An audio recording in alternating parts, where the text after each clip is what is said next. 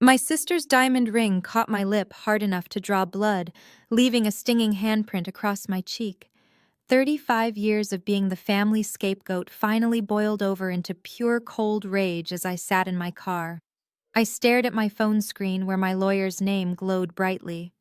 Grandma Pearl's true will was sitting open on my passenger seat. My family thought they could bully me into giving up my inheritance so they could fund their fake luxury lifestyle. I gripped the property deed with a vengeful smile pushing through my tears. They had no idea I was about to break our blood ties without making a single sound. If you have ever been the black sheep of your family, let me know where you are watching from in the comments below. Hit like and subscribe if you have ever had to stand up to toxic relatives who drastically underestimated your power. I am 35 years old, and I am standing in my late Grandma Pearl's historic Atlanta dining room, tasting copper. My younger sister Chloe just slapped me. The sharp crack echoed off the antique crystal chandelier, leaving a heavy silence in its wake. Chloe is the golden child of our family. She is a local television news anchor with a pristine public image and a smile that she uses to hide her absolute ruthlessness. I stood completely still, feeling the warm trickle of blood run down my chin. Nobody moved to help me. My mother Vivian sat at the head of the long mahogany table, calmly sipping her iced sweet tea, as if she were watching a mildly entertaining television show. My father Jerome simply checked his gold watch, adjusting his cuffs with an annoyed sigh. Blocking the double doors leading to the hallway was Chloe's husband Trent. He is a white real estate developer who talks a big game but is currently failing to keep his over-leveraged business afloat. Trent smirked at me, crossing his arms over his expensive tailored suit. He looked thoroughly amused by the violence that had just occurred in this sacred room. If you had just signed the waiver, Chloe would not have had to correct you, Vivian said smoothly, setting her crystal glass down on a coaster. Her voice lacked any trace of maternal concern. You have been a jealous, spiteful girl since the day you dropped out of law school to play on computers. You always want to ruin things for your sister. I did not cry. I refused to give them the satisfaction of a single tear. I reached up and wiped the blood from my lip with the back of my hand. I looked at the legal document resting on the center of the table right next to Grandma Pearl's favorite silver centerpiece. It was a waiver relinquishing all my rights to what they called Grandma's meager bank accounts and outdated property. They wanted me to sign everything over to Trent's development company so he could bulldoze the estate and build cheap luxury condos. Play on computers. I repeated, my voice dangerously quiet. I founded and run a multinational cybersecurity firm, Mom. I secure data for financial institutions. But you prefer to pretend I am some struggling tech support clerk because it makes it easier to justify treating me like trash. Do not use that tone with your mother, Jerome barked, slamming his hand on the table. You are acting like a typical angry, bitter woman. Your sister needs this capital to maintain her public image, and Trent needs the land for his new project. Family helps family, Jada. You need to stop being so difficult and do your part. My part? I asked, stepping closer to the table. My part is to hand over the only piece of history our ancestors fought to keep just so Trent can cover up the fact that he is drowning in debt. Trent stepped away from the door, his face flushing an angry red. Now listen here, Jada, he warned, pointing a finger at me. You do not know anything about real estate or high-level finance. Aho. You sit behind a screen all day. I am offering to take this dilapidated burden off the family's hands. You should be thanking me for stepping up. I looked Trent up and down, taking in his arrogance and his desperate need to assert dominance. I am not signing anything, I said, clearly making eye contact with each of them. Grandma Pearl built this house with her own hands. She ran her catering business out of that kitchen for 40 years to put you through college, Dad. And now you want to hand it over to a man who cannot even balance his own company's checkbook. Chloe lunged forward again, but Trent caught her arm, holding her back. You are so selfish, Chloe screamed, her perfectly manicured news anchor mask completely slipping. You have always been jealous of me. You are just mad because I have a husband and a life people admire while you are alone with your servers. Sign the paper, Jada. You owe us. I owe you absolutely nothing, I replied. You took the money Grandma meant for my college tuition and used it to buy Chloe her first pageant dresses. You co-signed Trent's business loans using this very house as collateral without asking the rest of the family. You have drained every resource this family ever had, and now you want to steal the last remaining crumbs. Vivian stood up her chair, scraping loudly against the hardwood floor. If you walk out that door without signing that paper, you are disowned, Jada. Do you hear me? You will be dead to this family. You will not be welcome at Sunday dinner. You will not be welcome at church. You will have absolutely no one. I picked up a crisp white linen napkin from the table. I dabbed the remaining blood from my cut lip, making sure the bright red stain was clearly visible against the pristine white fabric. I walked slowly toward the door where Trent was still standing. He tried to puff out his chest to intimidate me, but I did not break my stride. Move, I told him. He hesitated, looking back at my father for instruction, but I did not wait for a response. I shoved my shoulder hard against his chest, forcing him to step aside. As I passed him, I dropped the bloody linen napkin right onto his expensive imported Italian loafers. Keep the napkin, Trent, I said without looking back. It is the only thing of mine you are ever going to get. I walked out the front doors of the estate, the heavy wood closing behind me with a solid thud. The humid Atlanta air hit my face, but I felt completely numb to the heat. My heart was pounding a steady rhythm of pure adrenaline against my ribs. I marched down the brick pathway toward my car parked on the street. I did not look back at the large wraparound porch where I had spent summers shelling peas with Grandma Pearl. I knew what I had to do. I got into my car and locked the doors. The silence inside the vehicle was deafening after the shouting match in the dining room. I reached into my bag and pulled out my phone. I hit the speed dial for my lead attorney, Julian. He answered on the second ring, his voice sharp and professional. Julian, I said, staring at the grand house through my windshield. They took the bait. They actually believe the estate is still under Grandma's name, and they are trying to force me to sign away my rights. I heard Julian typing on his keyboard. And the fake will be planted in her safe box. They swallowed it whole, I confirmed, touching my swollen lip. They think there is only a few $1,000s left in her accounts, and they are desperate to liquidate the land to save Trent's failing business. They have no idea what is actually coming. Julian chuckled softly over the line. Excellent. I have the real documents ready to go. Shall I initiate the next phase of the plan? I looked down at the passenger seat. Resting there was a thick manila folder containing the true property deed and the ironclad legal trust Grandma Pearl had established. She knew exactly how greedy my parents and sister were. That was why she had quietly transferred the entire estate and her substantial secret savings into a corporate LLC that I fully controlled 2 years before she passed away. The will my family was fighting over right now was nothing but a useless piece of paper.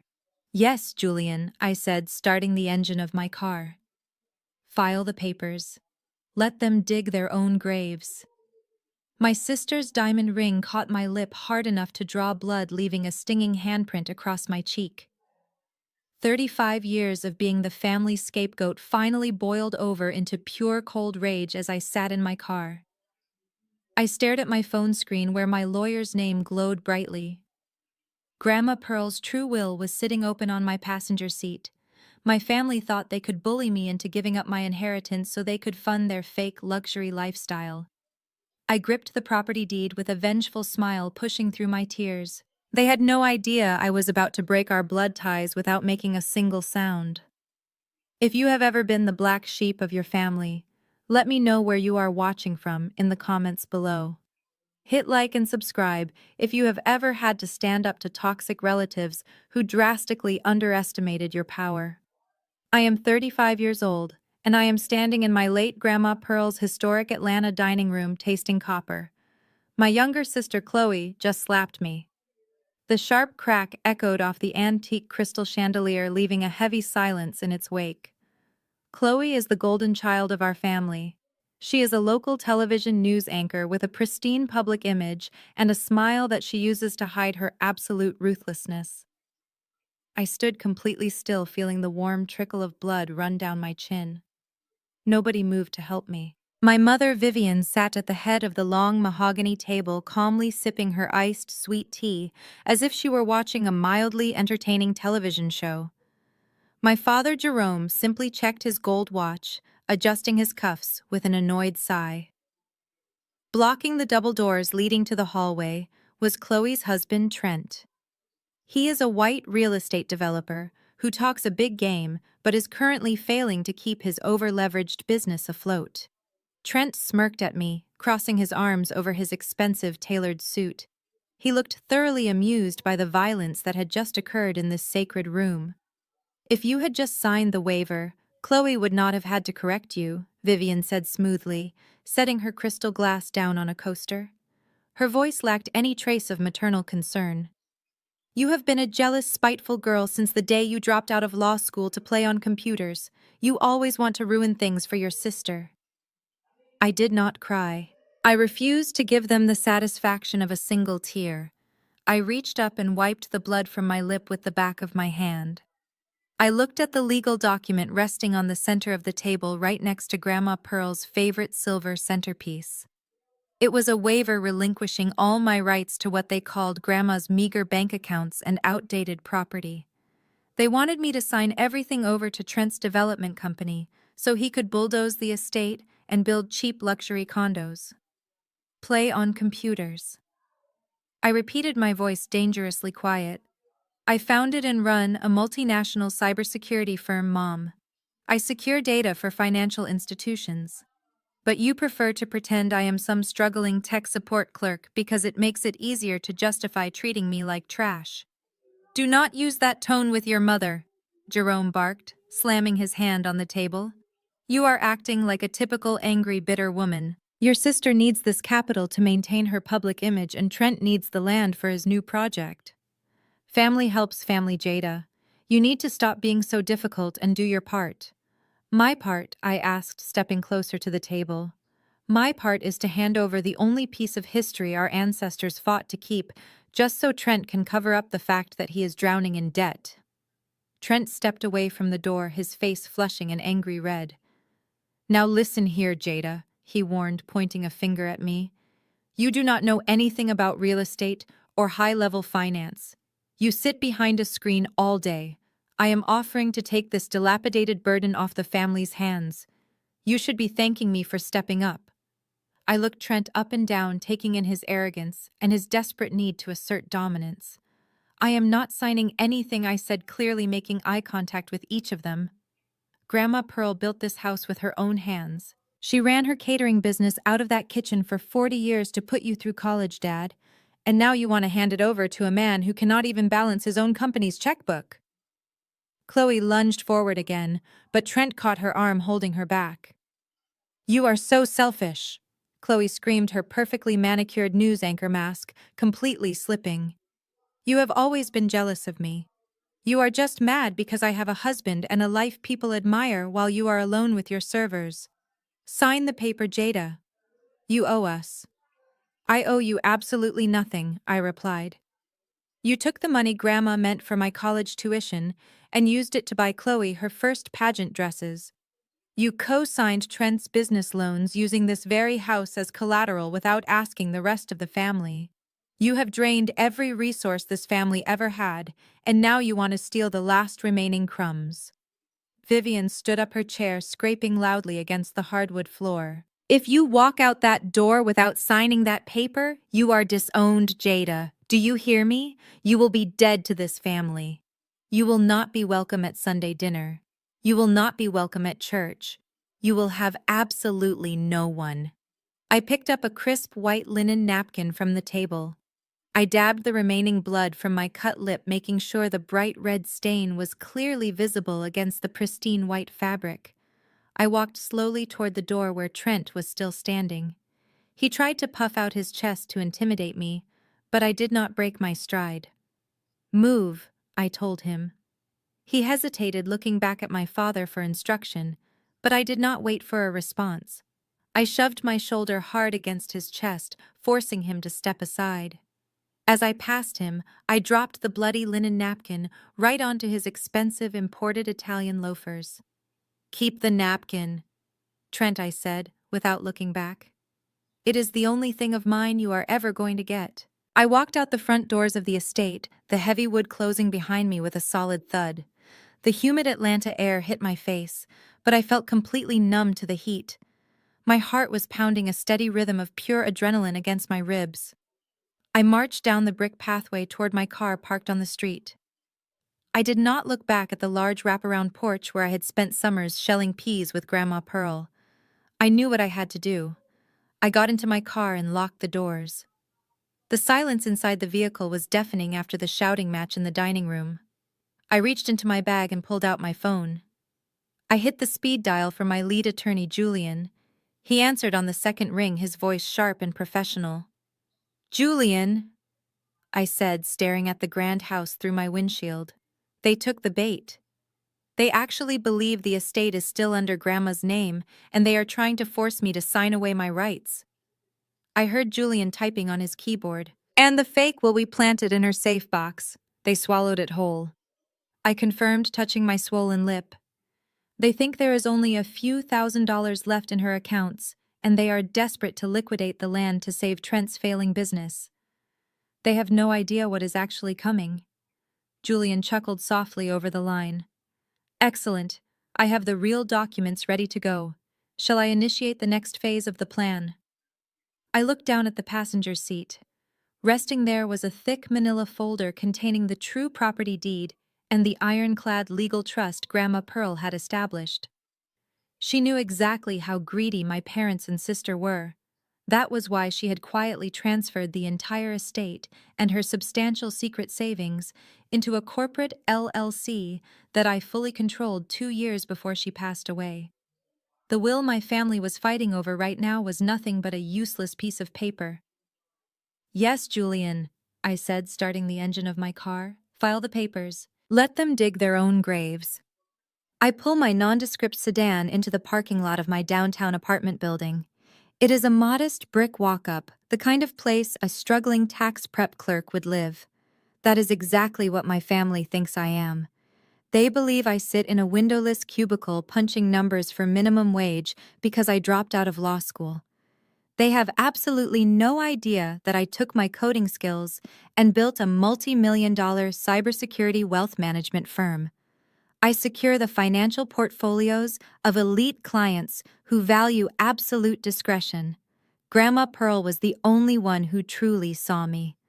While my parents worshipped Chloe for her television anchor smile and her highly publicized marriage, Grandma Pearl watched me build my empire in silence. 2 years ago, she sat in my high-tech glass corner office and handed me the deed to her historic estate. We transferred the property into a blind LLC that I control. The will my parents and Trent are currently fighting over in probate court is a complete decoy. It contains a checking account with exactly $4,000. They are tearing each other apart for scraps, while the entire bakery belongs to me. I step out of my car and walk toward my front door. A man in a cheap gray suit is leaning against the brick wall holding a thick manila envelope. He steps directly into my path. "Jada Washington," he asks. I do not flinch. I just look at him. "Who is asking?" He shoves the envelope against my chest. "You have been served. 30 days to vacate the premises." He turns and hurries back to his car. I rip open the envelope right there on the sidewalk. It is an eviction notice. The property management company listed at the top has been crossed out. In its place is a new corporate letterhead, Oak and Iron Development, Trent's Company. My phone vibrates in my pocket. The caller ID flashes with Trent's face. He could not even wait 5 minutes to gloat. I swipe to answer and bring the phone to my ear without saying a word. "Did you get my little gift, Jada?" His voice drips with arrogant satisfaction. "You bought a dilapidated building in a gentrifying neighborhood, Trent. I am sure your investors are thrilled with your brilliant market strategy." "I bought your building," he corrects, his tone sharpening. "I own the roof over your head. Your mother told me you were struggling to make rent this month. She said it was a shame you never finished your degree. I figured I would put you out of your misery. You have 30 days to pack up your cheap computer parts and get out. My mother told you I was struggling. I say the betrayal burning fresh in my chest. You mean the same mother who refused to co-sign my student loans, but happily handed you a blank check from her retirement fund for your fake development projects? Trent laughs a harsh, grating sound. Vivian knows a solid investment when she sees one. She chose to invest in a winner. You are a high school graduate playing on the internet. Now listen to me very carefully. You are going to sign that waiver giving up your rights to Pearl's estate. If you sign it, I might let you stay in your little shoebox apartment. If you do not, I will have the sheriffs throw your belongings onto the street. You will have absolutely nothing. You really think rendering me homeless is going to force my hand, Trent? You think I am going to bend the knee to a man who uses his mother-in-law's money to buy cheap real estate to intimidate women? I am the man of this family now, Jada. Kelvin and Vivian know it. Chloe knows it. It is time you figure it out. Sign the paper or pack your bags. He hangs up. I stand on the sidewalk looking at the eviction notice. I do not panic. I do not cry. I smile. The arrogance of this man is going to be his absolute undoing. He thinks he has cornered a helpless tax clerk. He just declared war on a ghost who owns the very ground he walks on. I get back into my car and drive straight past the apartment building. I head toward the financial district. I pull into the underground parking garage of a sleek, high-rise building.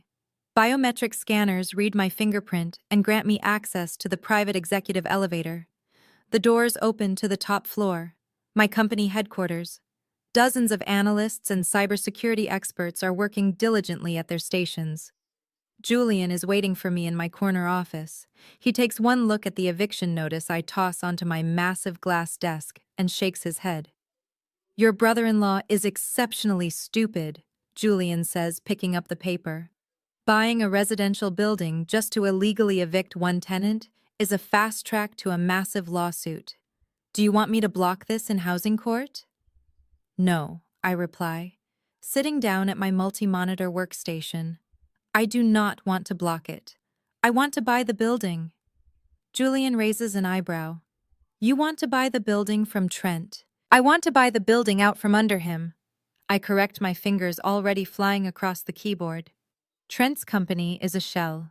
He uses aggressive short-term financing to acquire properties and relies on my parents' money to float the interest.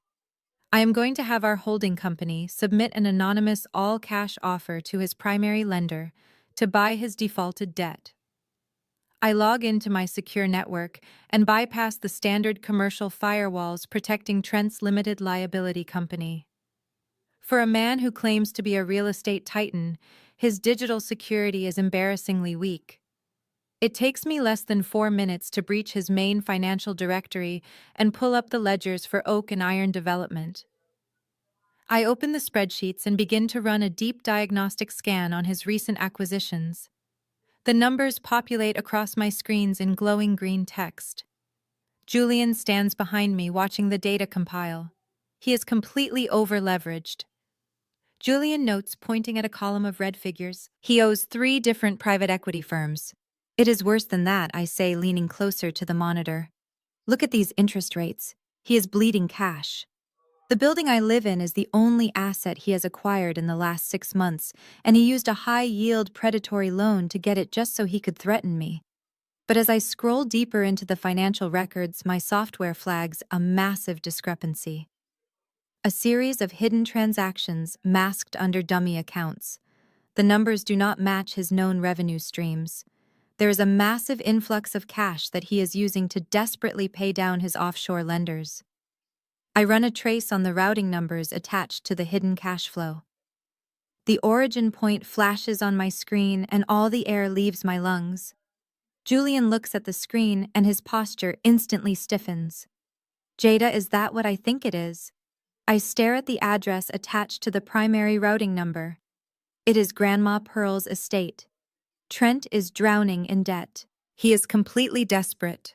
And instead of declaring bankruptcy, he has been using Grandma Pearl's historic estate address to secure fraudulent high-interest loans. He is forging her signature on federal bank documents months after she passed away. My family thinks they are fighting over an inheritance, but they are actually sitting on a financial time bomb. And Trent just handed me the detonator. Julian stares at the glowing monitors illuminating my corner office. His legal mind is rapidly calculating the sheer magnitude of the felonies flashing across my screens. Trent is not just a terrible businessman. He is committing federal wire fraud. He is using Grandma Pearl's historic Atlanta estate as collateral for millions of dollars in predatory loans, and he forged her signature on the commercial banking documents 3 full months after we buried her. "Call the authorities," Julian says, his voice deadly serious. "We have the digital paper trail. I can have a federal prosecutor looking at this before lunch.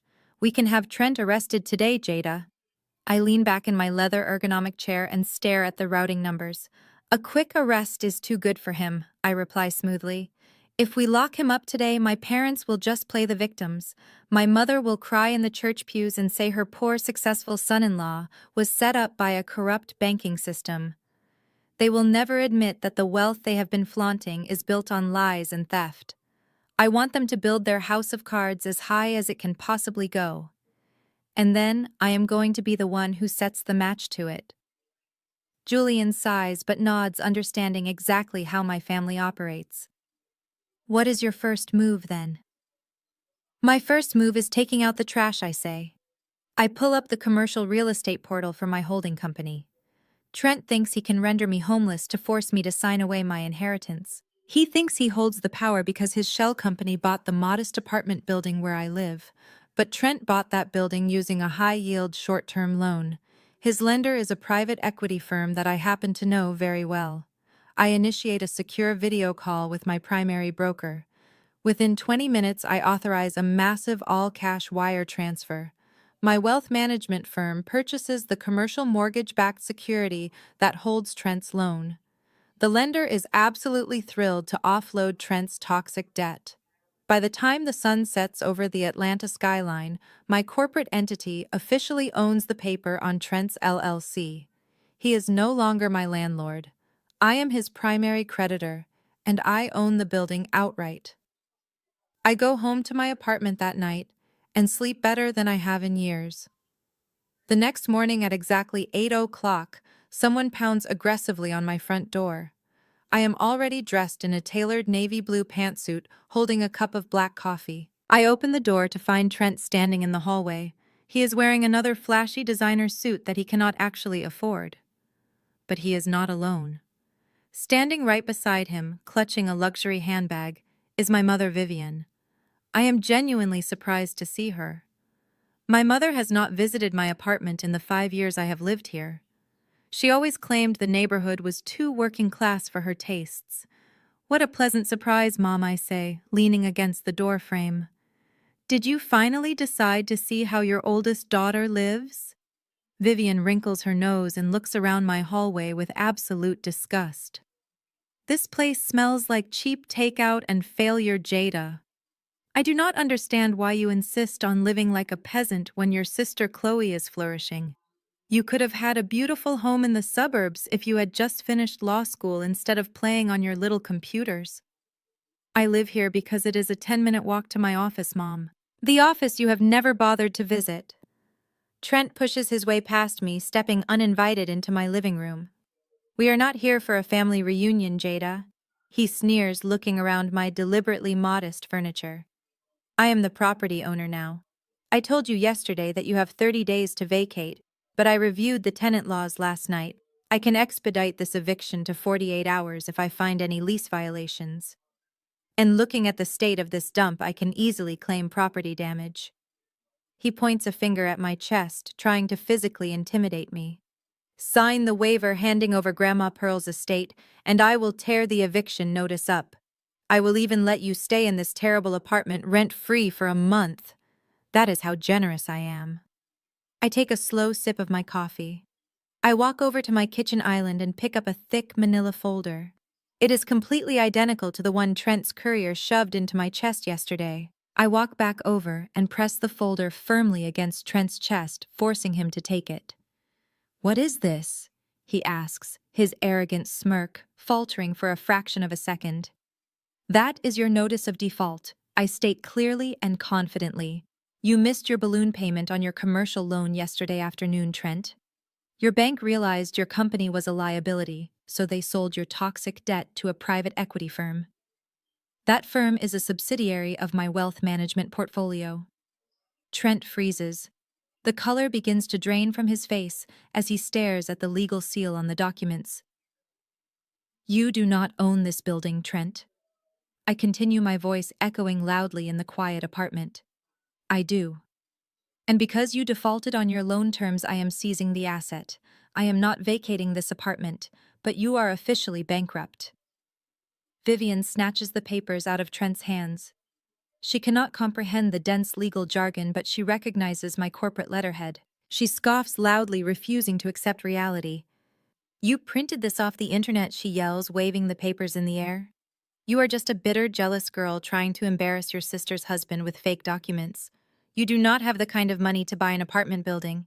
You are a tech support clerk.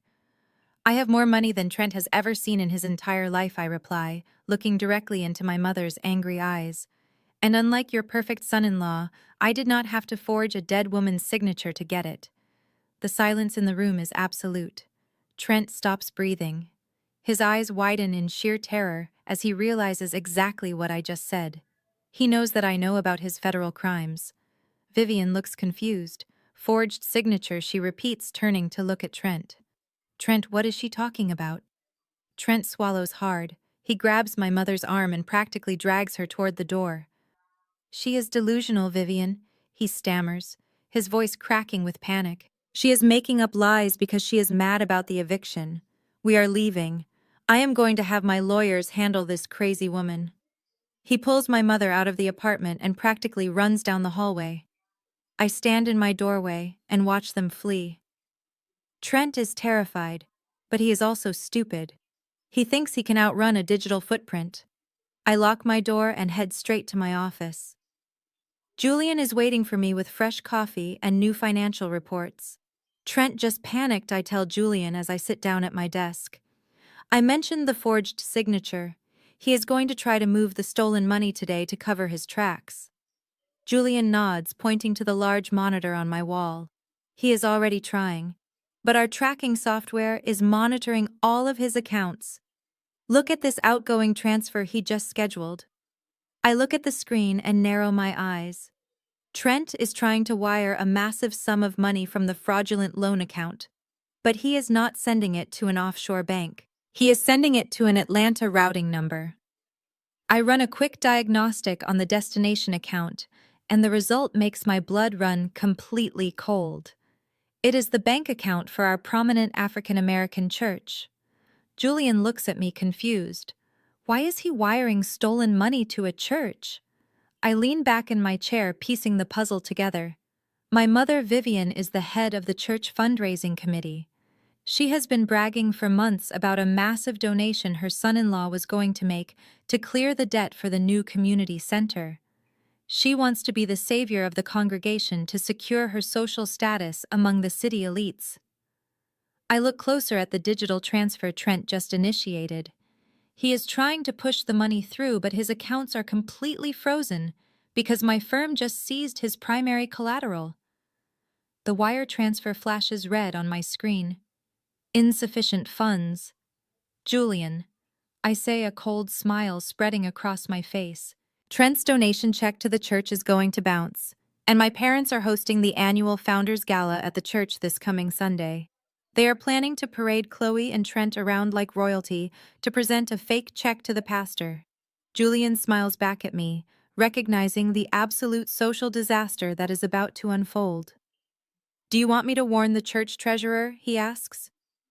Absolutely not, I reply, pulling up my own foundation's financial dashboard. Let my mother stand up in front of the entire congregation and show off her stolen wealth. Let her build that pedestal as high as she wants. Because when that check bounces, I am going to be sitting in the front row, ready to pay the bill.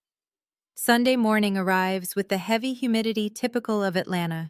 I pull my car into the VIP parking lot of Greater Hope Fellowship. This is not just a church.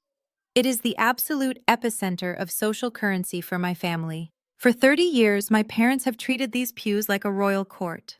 Today is the annual Founders Gala Sunday where the biggest donors are paraded in front of the entire congregation. I walk through the heavy oak doors wearing a tailored emerald green suit that costs more than my mother's entire Sunday wardrobe. I do not look like a woman facing an eviction. I do not look like a struggling tax clerk. I look exactly like the multi-million-dollar corporate founder that I am. I walk down the center aisle past the usher board and take my seat in the second row directly behind my family. My mother Vivian is wearing a massive pearl-colored hat. She is holding court, shaking hands and accepting compliments from the church elders.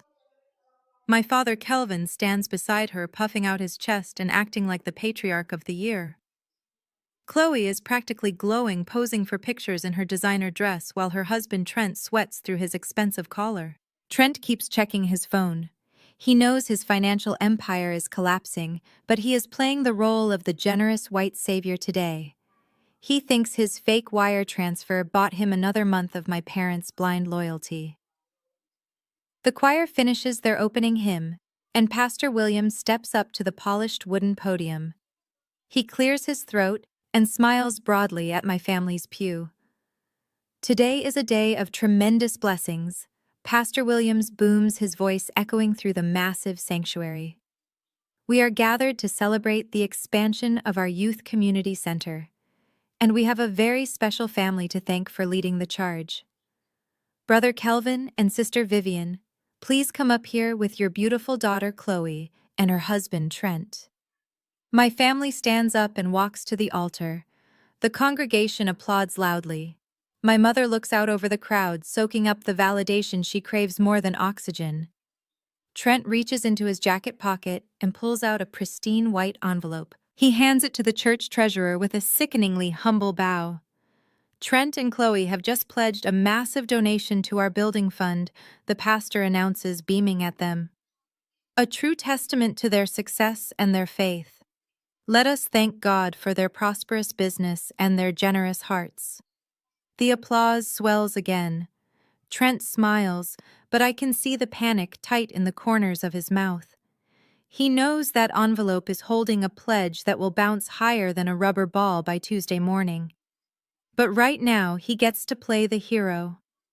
Vivian is not finished. She steps right up to the microphone. She adjusts her hat and puts on a face of profound sorrow. It is the fake kind of sorrow she has practiced in the mirror for decades to manipulate everyone around her.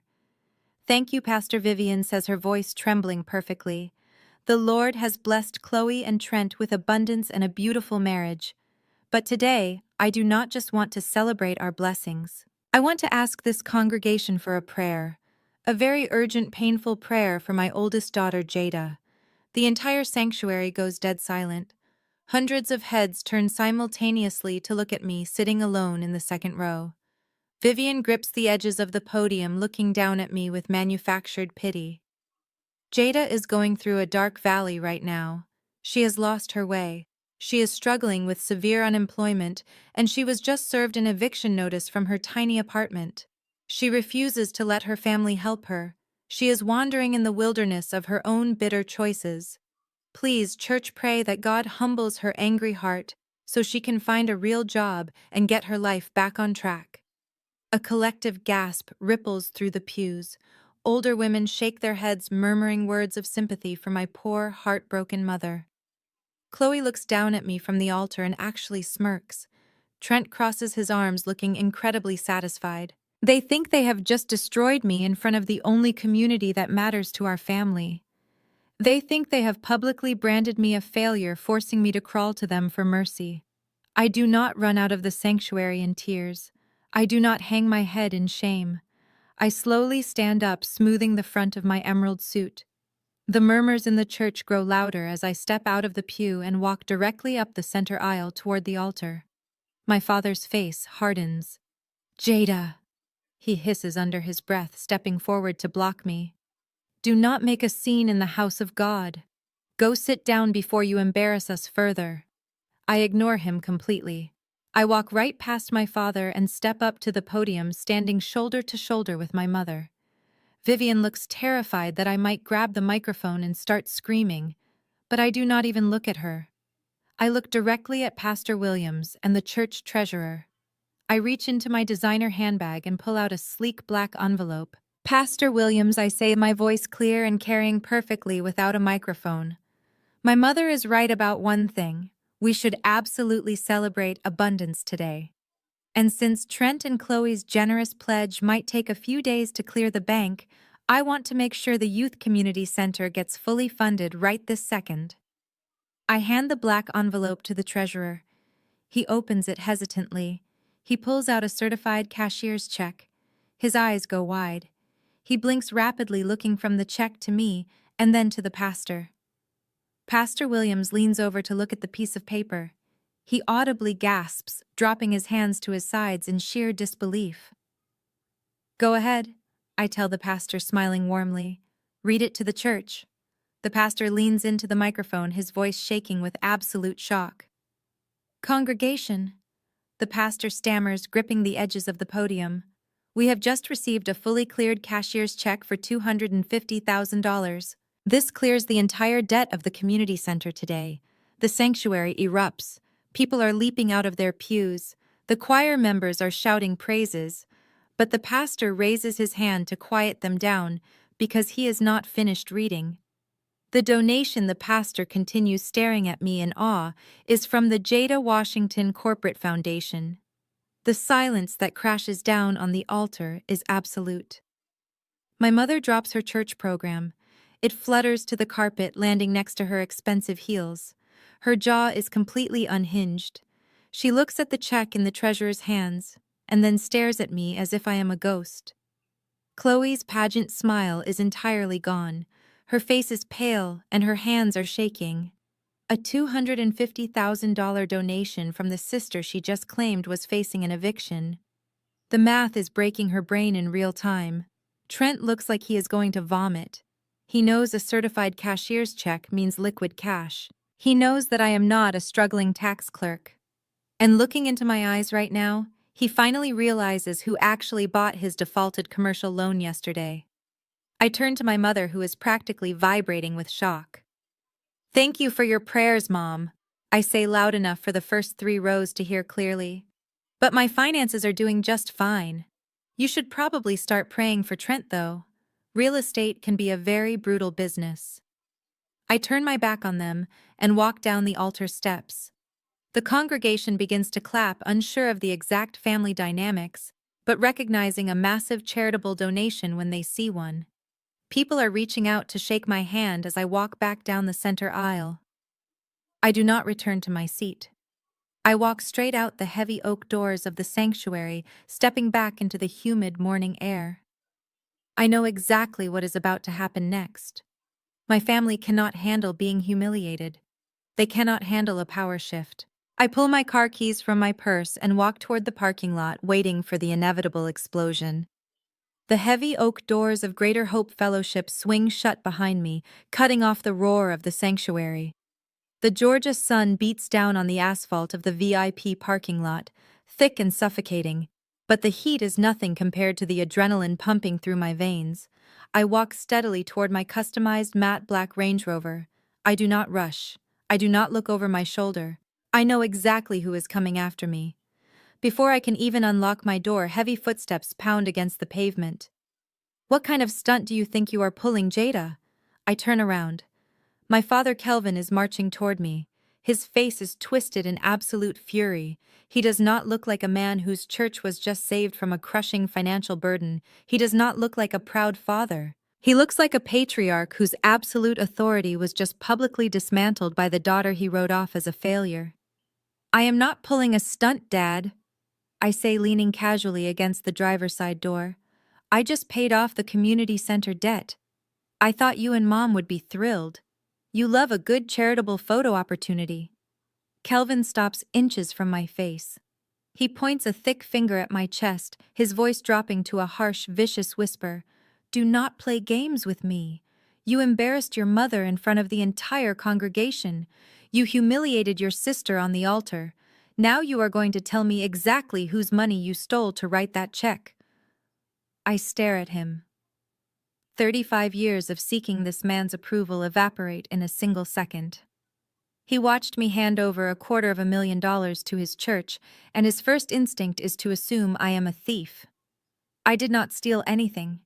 I reply, my voice deadly calm. I told you inside. The money came from my corporate foundation. I own a multi-million-dollar cybersecurity firm.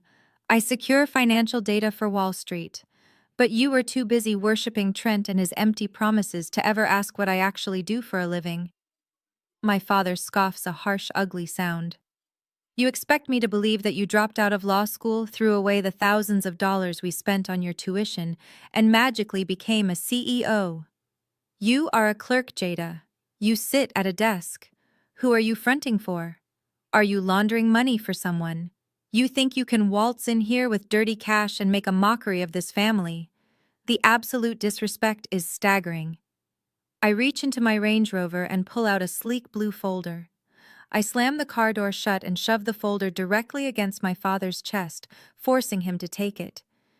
You want to talk about dirty money, Dad? Read that. Kelvin frowns, looking down at the file. What is this? That is a stack of commercial loan applications and property liens, I state clearly. They belong to Oak and Iron Development, Trent's shell company. Your precious son-in-law is not a real estate mogul. He is a fraud drowning in high-interest debt. He is bleeding cash and his lenders are circling. Kelvin opens the folder. His eyes dart across the top page, but his mind refuses to process the financial data. He shakes his head, trying to hand the folder back to me. I do not want to look at your fabricated garbage.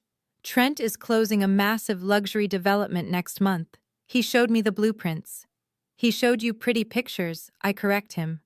Look at the second page, Dad. Look at the collateral Trent used to secure those loans. My father flips the page. He stops. His eyes lock onto the highlighted section of the document. I watch his breathing hitch. That is the address for Grandma Pearl's estate.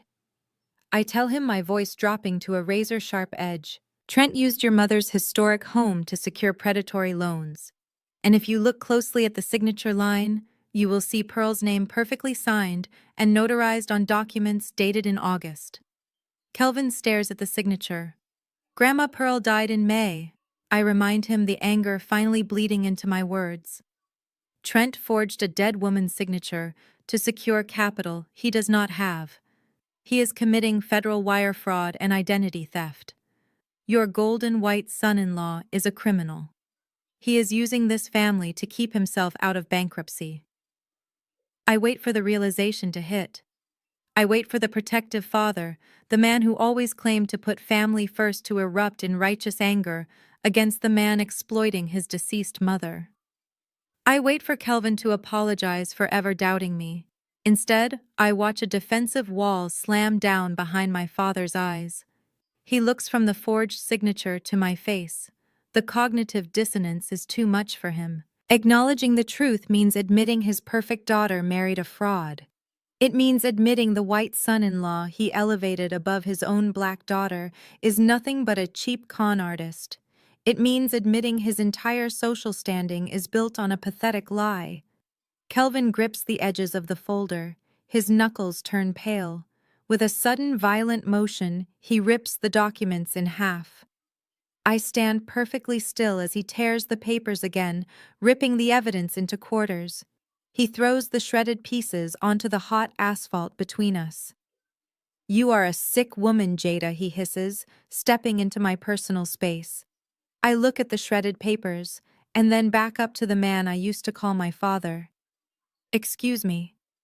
You have always been a bitter, jealous woman, he spits the words laced with pure venom. You cannot stand that your sister secured a successful husband while you sit alone. You fabricate these malicious lies because you are an angry, resentful black woman trying to tear down her own blood. You cannot build a life for yourself, so you try to destroy Chloe's happiness. The insult is a physical blow. He did not just reject the evidence.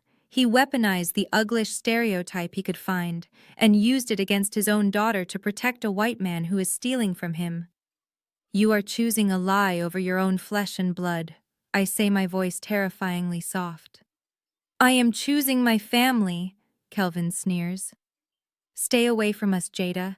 Keep your dirty money and your fabricated documents away from my church and away from my daughter. He turns his back on me and marches back toward the heavy oak doors of the sanctuary. He walks away with his head held high, completely blind to the financial slaughter heading his way.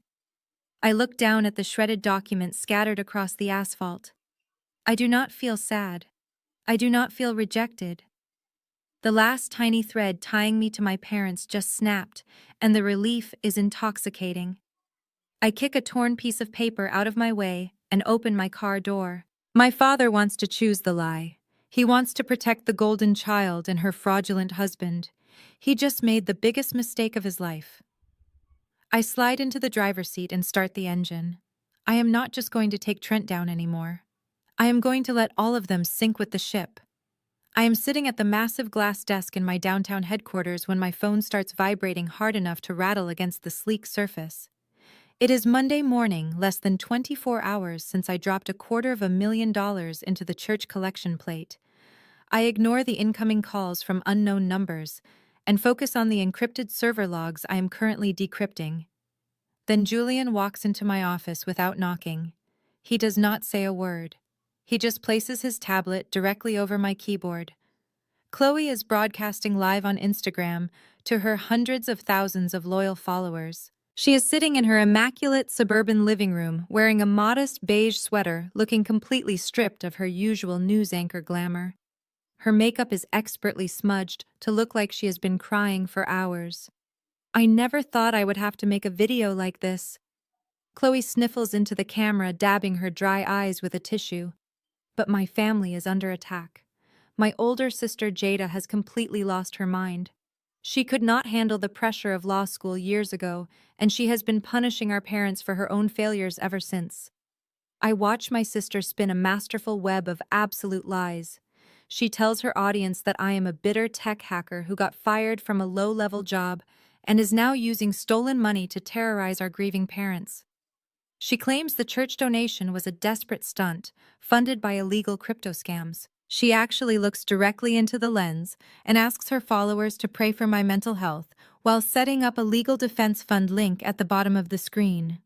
She is trying to bankrupt my husband's legitimate real estate business out of pure jealousy, Chloe cries, her voice shaking with perfect theatrical timing.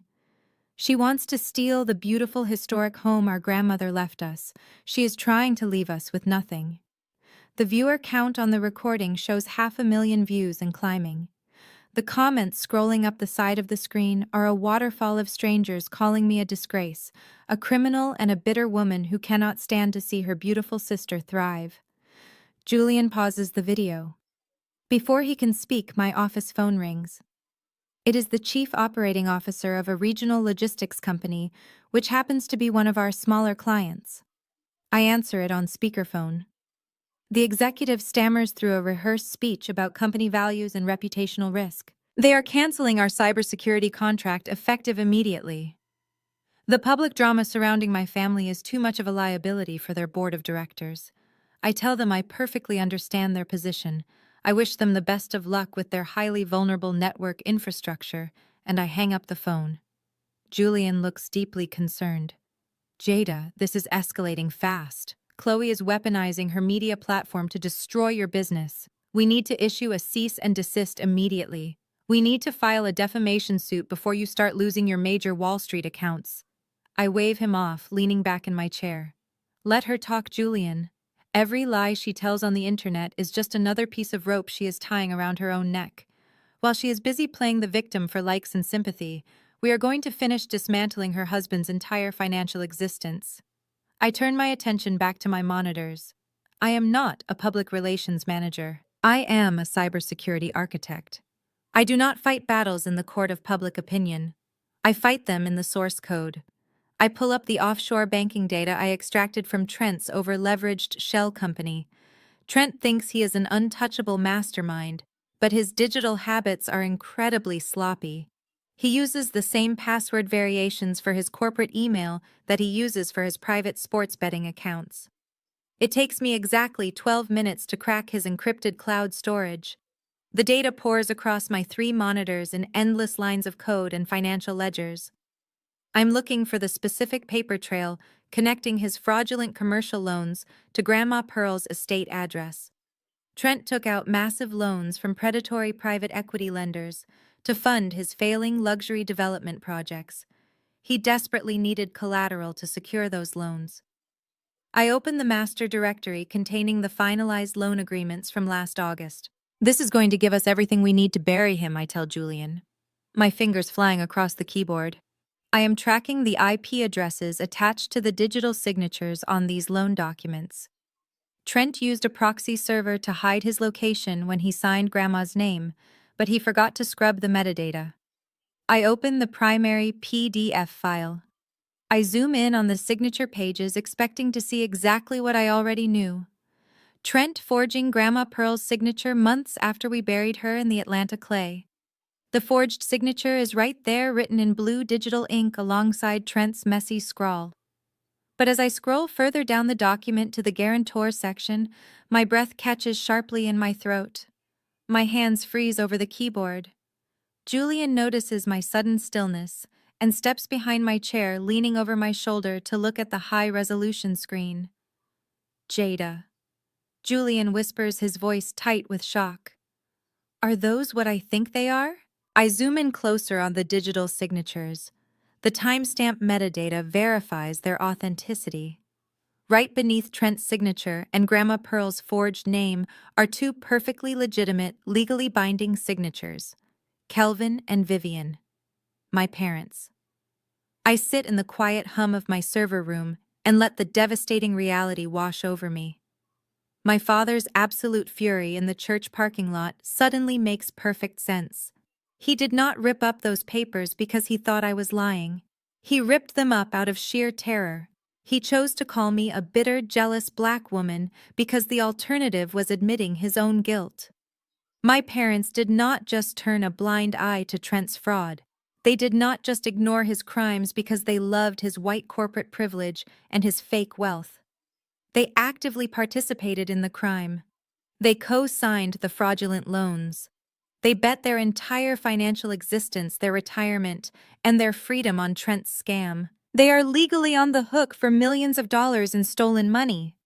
I stare at my mother's signature. The same mother who just asked an entire congregation to pray for my troubled soul. They are not just terrible parents anymore. They are federal accomplices. My phone rings at 6 in the evening. The caller ID flashes my mother's name. I let it ring 3 times before I answer. Vivian does not say hello. She just starts sobbing directly into the receiver. It is a masterful performance.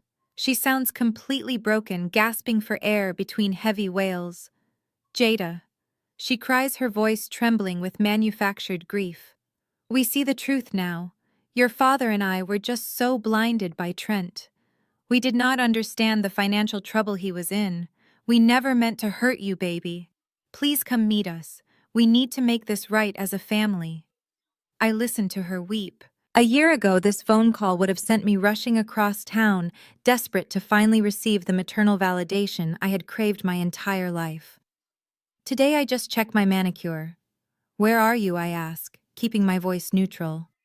We are at Chop's Lobster Bar in Buckhead. Vivian sniffs, recovering her breath remarkably fast. Just your father and me. We need to look you in the eye and apologize. Please, Jada. Blood is thicker than water.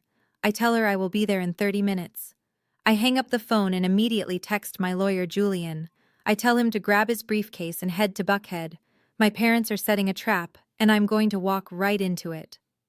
I arrive at the restaurant wearing a tailored crimson blazer and matching trousers. The hostess guides me past the crowded dining room toward the private velvet-lined booths in the back. As the hostess pulls back the heavy privacy curtain, I see exactly what I expected. It is not just my parents sitting at the mahogany table. Chloe is there sipping a martini. Trent is sitting beside her looking like a smug country club reject in his seersucker jacket. The tears my mother was crying on the phone have completely miraculously vanished. Vivian is wearing her finest diamond necklace, looking at me with cold, calculating eyes. I do not flinch. I step into the booth and take the empty chair directly across from Trent. I thought you said it was just you and Dad, I say, looking at Vivian. Kelvin clears his throat loudly, taking control of the narrative. We needed everyone here to clear the air. You made quite a scene at the church, Jada. You proved your point. You have money. You built a successful company. We acknowledge that now. You acknowledge it because you want access to it, I reply smoothly, resting my hands on the table. Let us skip the appetizers, Dad. Tell me exactly why I'm sitting here looking at the man who forged Grandma Pearl's signature. Trent sighs heavily, running a hand through his blonde hair as if dealing with me is a massive chore. Let us not use dramatic words like forgery, Jada. It was an administrative shortcut. Pearl and I had a verbal agreement before she passed. Your parents understood the vision. They co-signed the bridge loans because they understand how high-level real estate development works. I stare at him. An administrative shortcut. He is facing decades in federal prison, and he calls it a shortcut. Vivian leans forward, folding her hands together. Jada, your sister's marriage is under a lot of stress right now. Trent's company hit a temporary cash flow issue. The market is tough. We stepped in to help him because that is what a family does. We keep the wealth in the bloodline. We protect our own. Protect your own, I ask, my voice dropping an octave. You risked your entire retirement and Grandma Pearl's legacy to fund a man who has not successfully finished a commercial project in 4 years. You gambled your freedom for his fake prestige. We gained access to social circles we never had before. Kelvin snaps, his pride flaring up instantly. Trent brought influential investors to our dining room table. He elevated this family's standing in Atlanta.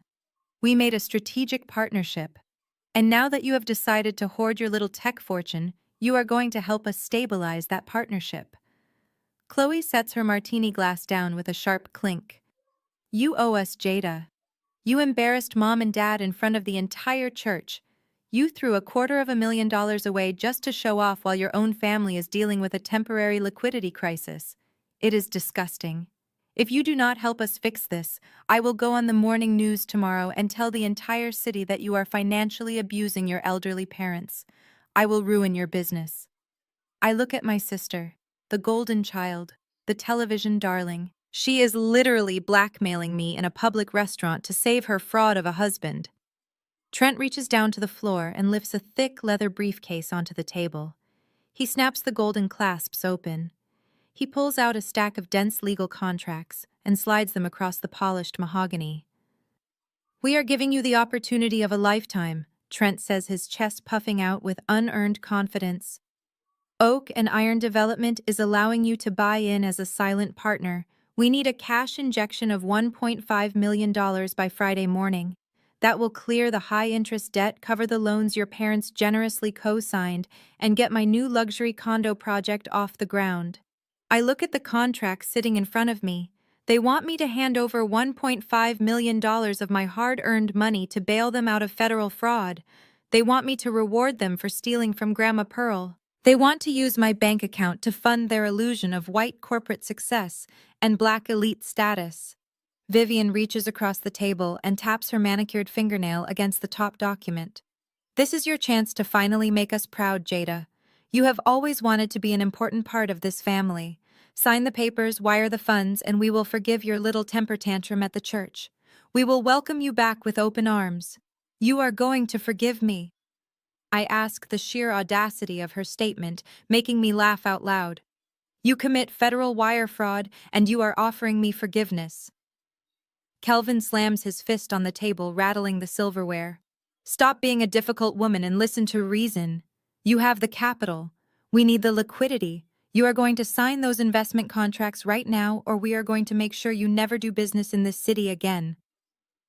Trent pulls a silver Mont Blanc pen from his breast pocket. He clicks the top and slides it across the table. It rolls over the polished wood and bumps directly against my hand. Trent leans back in his chair, lacing his fingers behind his head with a sickeningly arrogant smirk. Sign on the dotted line, kiddo, Trent says, his voice dripping with absolute condescending poison. You go back to playing with your little computer codes and leave the real estate to the men. We will let you know when you earn a dividend. I look down at the silver Mont Blanc pen resting against my hand. The absolute audacity of this mediocre white man telling me to leave the real estate to the men is almost comical. He sits there in his seersucker jacket, oozing unearned confidence, expecting me to blindly hand over $1.5 million to fund his fraudulent lifestyle. I do not pick up the pen. I look at it for a long moment, and then I look directly into Trent's eyes. I push the pen right back across the polished mahogany table. "I am not signing your bailout, Trent," I say, my voice echoing slightly in the private velvet-lined booth of the restaurant. "And I am certainly not giving you my money to cover up your federal crimes." Chloe gasps, placing a dramatic hand over her chest. She starts her performative outrage immediately. "You are so incredibly selfish, Jada. We are trying to include you in a massive financial opportunity, and you are sitting here throwing insults at my husband. You should be begging us to let you in on this deal." I do not argue with her. I simply raise my right hand. The heavy privacy curtain separating our booth from the main dining room is pulled back. Julian steps into the room. He is wearing a flawless charcoal suit and carrying a thick leather briefcase. My father, Kelvin, immediately bristles at the intrusion. He stands up halfway, demanding to know who this man is and why he is interrupting a private family dinner. "This is Julian," I state calmly, motioning for my lawyer to step up to the table. "He is my lead corporate attorney, and he brought exactly what you asked for: liquidity." Julian sets the heavy briefcase directly on top of Trent's fake investment contracts. He pops the golden latches. The sharp metallic sound makes Trent flinch. Julian reaches inside and pulls out a thick stack of documents bearing my corporate seal. He slides them directly across the table until they bump against Trent's empty martini glass. "Trent, meet your new primary creditor," I say, leaning forward so he can see the absolute certainty in my eyes. "You thought you could intimidate me with an eviction notice yesterday. You thought you could render me homeless and force me to sign away Grandma Pearl's estate. But you forgot that your shell company bought my apartment building using a high-yield short-term loan, a loan that you defaulted on yesterday afternoon." Trent's confident smirk vanishes entirely. The color drains from his face, leaving him looking pale and sickly under the warm restaurant lights. He looks down at the documents, but he does not touch them. "My wealth management firm bought your toxic debt from your private equity lenders for pennies on the dollar." I continue, ensuring every word lands like a physical blow. "The lender was absolutely thrilled to offload your garbage portfolio. I do not just own the building I live in, Trent. I own every single asset attached to Oak and Iron Development. I own your company. I own your debt. You are officially bankrupt, and I hold all the paper." Chloe snatches the documents off the table. She scans the legal jargon, her eyes darting back and forth. She does not understand the complexities of commercial mortgage-backed securities, but she understands my corporate letterhead printed across the top of the default notices. "Trent, you need to fix this," Chloe hisses, her voice dropping its sweet television anchor tone. "Tell her these are fake. Tell her she cannot do this." But Trent cannot speak. Panic has completely overtaken his system. He realizes that his entire financial existence now belongs to the black woman he just called a kiddo. He realizes that his plan to fleece me for $1.5 million has completely backfired. Then the panic curdles into pure, unfiltered rage. His country club mask dissolves entirely. Trent slams his fists onto the mahogany table, rattling the expensive crystal glasses and silverware. He lunges forward, pointing a shaking finger inches from my face. "You think you can do this to me?" He spits, his face turning a blotchy, angry red. "You are just a diversity hire who got lucky with some tech startup. You do not belong in this league. People like you do not take down guys like me. You are nothing but an arrogant, loud-mouthed DEI quota playing with money you do not even understand." The racial microaggressions fly out of his mouth without hesitation. He calls me an angry black woman who is just trying to steal a white man's hard-earned success. He tells me I should be grateful he even allowed me to sit at the same table as him. He strips away every ounce of polite society etiquette and reveals the deeply ingrained racism that has always fueled his interactions with me. Julian tenses beside me, ready to intervene, but I hold up a hand to stop him. I let Trent expose his true character right in front of my parents. I let him hurl his bigoted insults because I want Kelvin and Vivian to see exactly who they sold their souls to protect. I look at my parents. Trent just insulted my race, my gender, and my entire existence right to their faces.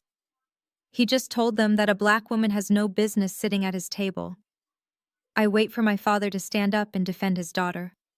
I wait for my mother to put this racist fraud in his place and protect her own blood. I wait for them to finally realize that Trent respects them just as little as he respects me. Instead, Vivian reaches across the table and grabs my wrist. Her grip is surprisingly strong. Her eyes are wide with panic, but the panic is not for me. It is for her social status. It is for the illusion of her perfect family that is currently shattering in a high-end steakhouse. "Jada, please," my mother whispers frantically, her voice trembling with absolute desperation. "Stop provoking him. You are making him upset, and people outside the curtain are going to hear us. Just apologize and sign the check so we can go back to being a family." I look down at my mother, Vivian, whose manicured fingers are still digging into my wrist. Her diamond tennis necklace catches the dim lighting of the steakhouse, but all I can see is the absolute moral bankruptcy in her eyes. She just sat here and listened to a mediocre white man hurl racist insults at her own black daughter. She heard Trent call me a diversity hire and an angry black woman, and her immediate maternal instinct was to beg me to sign a check for $1.5 million to save his fragile ego. I reach over and peel her fingers off my wrist one by one. I drop her hand back onto the mahogany table as if her touch is physically burning me. "You are begging me to fund a man who hates us, Mom." I say, my voice dropping to a harsh, unyielding whisper. "You are sitting here protecting a fraud because he gives you proximity to whiteness and country club status. You would rather let him disrespect your blood than admit your golden child married a massive financial liability." Vivian shakes her head rapidly, her perfect silk blouse trembling with her frantic breathing. "You are ruining everything, Jada," she hisses, refusing to look at Julian, who is standing silently behind my chair. "You are tearing this family apart out of pure spite. Chloe loves Trent, and we support Chloe. That is what a real family does. We protect our elders and our legacy." I let out a sharp, humorless laugh that echoes against the velvet walls of the private dining booth. "Protect your elders." I repeat the words, tasting like pure venom. "That is a fascinating choice of words, Mom. You really think Chloe and Trent are protecting you? You think they are going to take care of you and Dad when you get old because you co-signed their fraudulent loans?" Kelvin slams his hand on the table again. "Stop talking in riddles, Jada. You made your point with your lawyer and your corporate documents. We get it. You have money now. But you are still acting like a disrespectful child. Chloe is going to inherit the head of this family because she knows how to respect her parents." I look at my father. He is puffing out his chest, desperately trying to maintain his patriarchal authority in a room where he has absolutely zero leverage. He is a lost cause. They are both lost causes. There is no amount of logic or financial proof that will break through their toxic delusion. They need to hear the betrayal in their golden child's own voice. I reach into my tailored crimson blazer and pull out my smartphone. "Trent," I say casually, unlocking my screen. "You really need to stop using your anniversary date as the master password for your unsecured cloud servers. It is embarrassingly amateur for a man who claims to be a real estate mogul." Trent's face goes from pale to a sickly shade of gray. His eyes dart toward my phone as he suddenly realizes that I did not just audit his commercial loans. I audited his entire digital existence. "What are you doing?" Chloe demands, her voice pitching up in panic. "Put your phone away, Jada. You are violating our privacy." I turn the volume on my phone all the way up. I place the device directly in the center of the mahogany table right next to the silver Mont Blanc pen Trent tried to make me use. I press play on the audio file I extracted from Trent's server 2 nights ago. The recording is crystal clear. The ambient background noise of Trent and Chloe's kitchen clinking wine glasses and the low hum of a refrigerator fills our private dining booth. Then Trent's voice plays through my phone speaker, loud and unmistakable. As soon as we flip the Atlanta property and liquidate Pearl's estate, we are cutting off the allowance, Trent says on the recording, his tone dripping with arrogant annoyance. Your parents are bleeding us dry with their country club dues and their ridiculous Sunday gala outfits. I am not funding their retirement, Chloe. Then Chloe's voice chimes in, my golden sister sounding bored and completely callous. I know, baby, Chloe says on the recording. Mom is going to lose her absolute mind when we sell their house too. But whatever. We already co-signed the equity out of it. They cannot afford the mortgage without us anyway. There is a sound of wine being poured on the recording. Where are we supposed to put them? Trent asks, sounding genuinely repulsed by the idea of caring for my parents. We are not moving them into the new penthouse. Are you kidding me? Chloe laughs, a sharp, cruel sound that makes my mother flinch physically in her seat. Absolutely not. There is that state-run facility out in Macon. It is like 2 hours away. The reviews say it smells like bleach and boiled cabbage, but it accepts Medicare and it is cheap. We can just dump them there and change our phone numbers. Trent chuckles on the audio file. We will visit them on Thanksgiving. Maybe. I am not driving 2 hours to Macon. Chloe replies, her voice dripping with absolute disgust for the people who gave her everything. They can take the public bus if they want to see us. I reach forward and press pause. The audio cuts off, leaving a suffocating heavy silence in the private dining booth. I look across the table. My mother looks like she has just been shot in the chest. Her mouth is hanging open, and her eyes are wide with an indescribable horror. The illusion of her perfect daughter has just been violently shattered. She is staring at Chloe as if a stranger is sitting next to her. My father, Kelvin, is completely rigid. The blood has entirely drained from his face. He is staring at the smartphone in the center of the table, unable to process the sheer magnitude of the betrayal. He bankrupted his own future to fund his daughter's lifestyle, and her grand plan is to dump him in a state-run facility that smells like boiled cabbage. Chloe is visibly shaking. She reaches out trying to grab Trent's arm, but Trent pulls away, staring blankly at the wall. Mom. I can explain. Chloe stammers, her voice cracking as the panic sets in. That was taken out of context. We were just joking. We had too much wine and we were just venting about finances. You know I would never do that to you. Vivian does not say a word. She just keeps staring at Chloe, her breathing shallow and erratic. I lean back in my chair, feeling a cold, dark satisfaction settling over me. So, Mom, I say quietly, breaking the silence, are you still going to ask me to hand over $1.5 million to save her marriage? Are you still going to tell me that blood is thicker than water? I wait for the apology. I wait for my father to finally look at me and admit that I was the only daughter who actually cared about this family. I wait for him to throw Trent out of the restaurant and demand answers from his golden child. But toxic pride is a dangerous, blinding disease. Kelvin suddenly stands up, his chair scraping aggressively against the floor. His fists are clenched at his sides. But he does not look at Chloe. He does not yell at Trent. He turns his blazing, furious eyes directly onto me. You hacked into a private server, Kelvin roars, his voice shaking with absolute rage. You invaded your sister's privacy and illegally recorded her conversations inside her own home. I stare at him, completely stunned. Julian shifts his weight behind me, clearly shocked by my father's reaction. Dad, did you not just hear what she said? I ask, my voice rising in disbelief. She is planning to steal your house and dump you in a substandard nursing home the second she gets her hands on Grandma Pearl's money. I do not care what was said in a private moment of frustration. Kelvin shouts, slamming his fist onto the table again. This is exactly why nobody respects you, Jada. This is exactly why you will always be a failure in my eyes. You are a snake. You sneak around in the shadows, illegally downloading private data just to destroy this family. I sit frozen in my chair. He is actually blaming me. He is choosing to protect his own ego, rather than face the reality that his favorite child despises him. He would rather attack the messenger than deal with the monster sitting right next to him. I stand up from the polished mahogany table while my father is still shouting. His voice echoes off the velvet walls of the private dining booth, but the sound does not hurt me anymore. Kelvin is standing there, sweating in his tailored suit, defending a daughter who just explicitly plotted his journey to a rundown nursing home. Vivian is weeping into her expensive linen napkin, completely ignoring the reality of her impending federal indictment.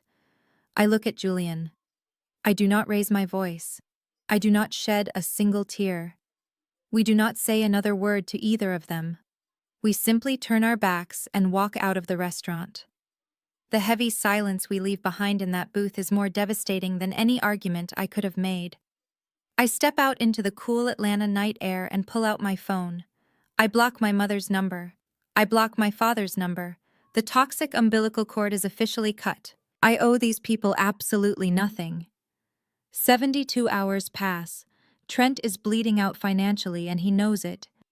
I have frozen his primary commercial accounts and my firm holds the paper on his defaulted debt.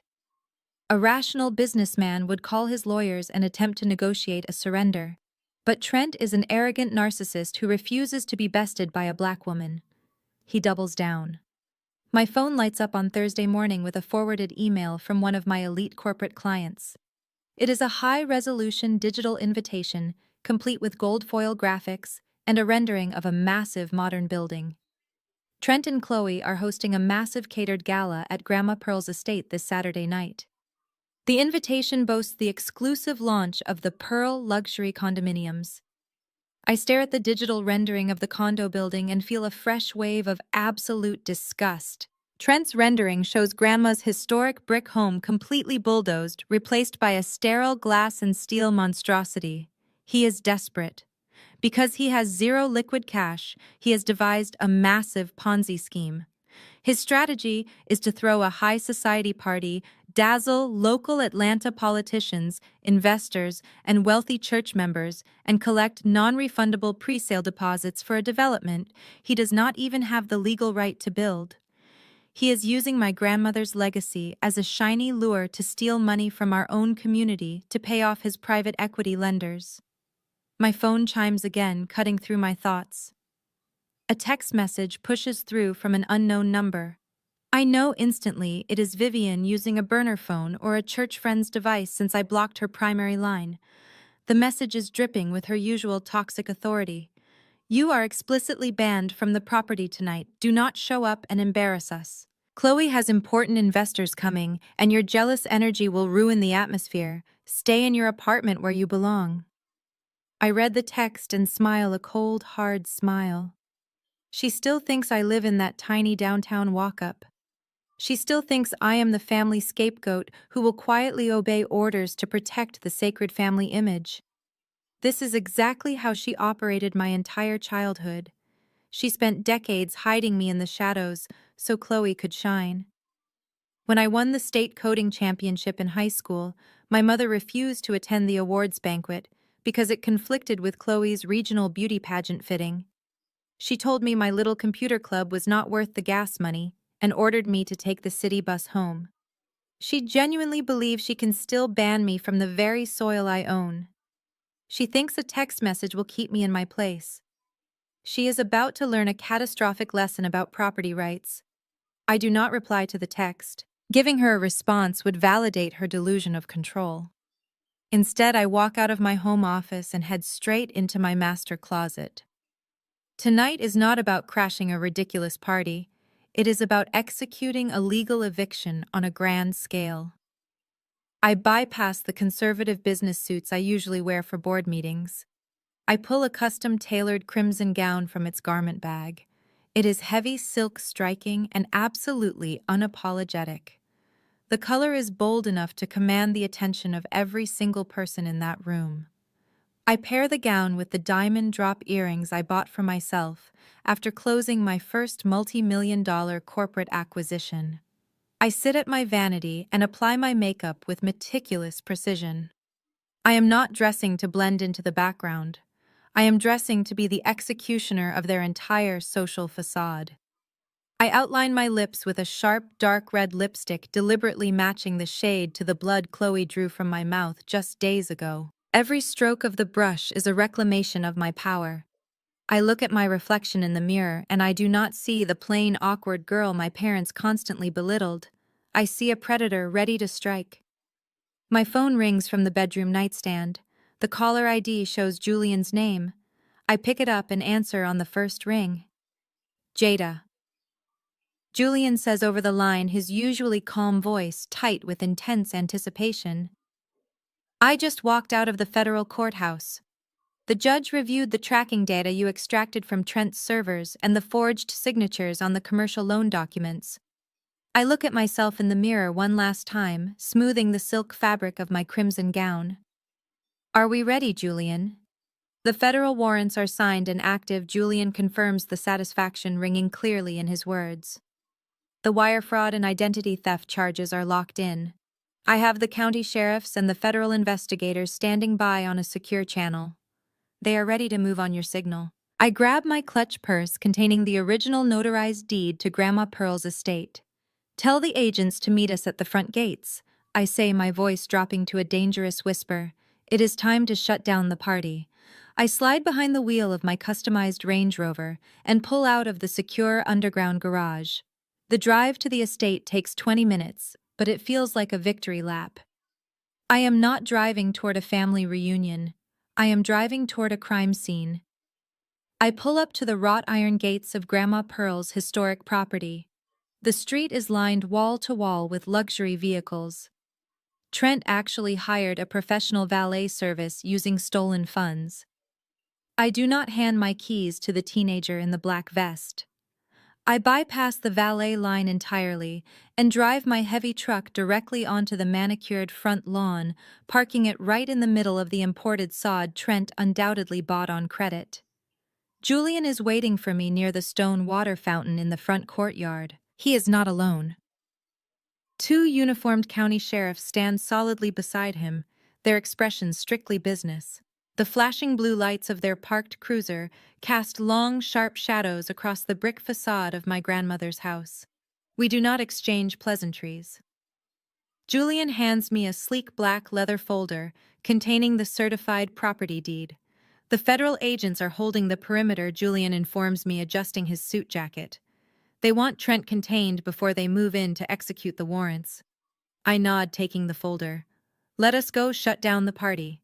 We walk up the wide brick steps. The double mahogany doors are propped wide open, spilling warm yellow light and the upbeat sound of a live jazz quartet into the humid night air. Trent really outdid himself with his fake wealth. Waiters in crisp white shirts carry silver trays of expensive champagne and artisanal appetizers. Local Atlanta politicians, wealthy investors from our church, and prominent business owners mingle in the grand foyer. My mother Vivian is holding court near the massive stone fireplace.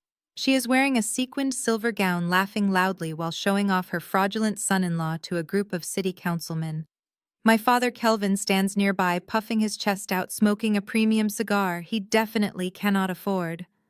They look like the ultimate successful black elite family. They are soaking up every ounce of the community's admiration, completely oblivious to the federal trap closing around them. I step across the threshold. The heavy silk of my crimson gown sweeps across the polished hardwood floor. The color is bold, defiant, and absolutely impossible to ignore. A woman from our church choir notices me first. She stops talking and nudges her husband. The people nearest the door turn around. Conversations abruptly stop. The silence spreads through the massive room like a physical shockwave, moving from the entrance all the way to the back walls. Vivian catches sight of me. The crystal champagne glass actually slips from her fingers and shatters violently against the floor. Kelvin drops his cigar, his jaw going completely slack. I do not look at them. I do not give them a single second of my attention. My eyes are fixed entirely on the grand sweeping staircase in the center of the foyer. Chloe is standing on the mid-level landing, bathed in a professional spotlight. She is wearing a custom white designer dress, looking like a flawless angel of real estate development.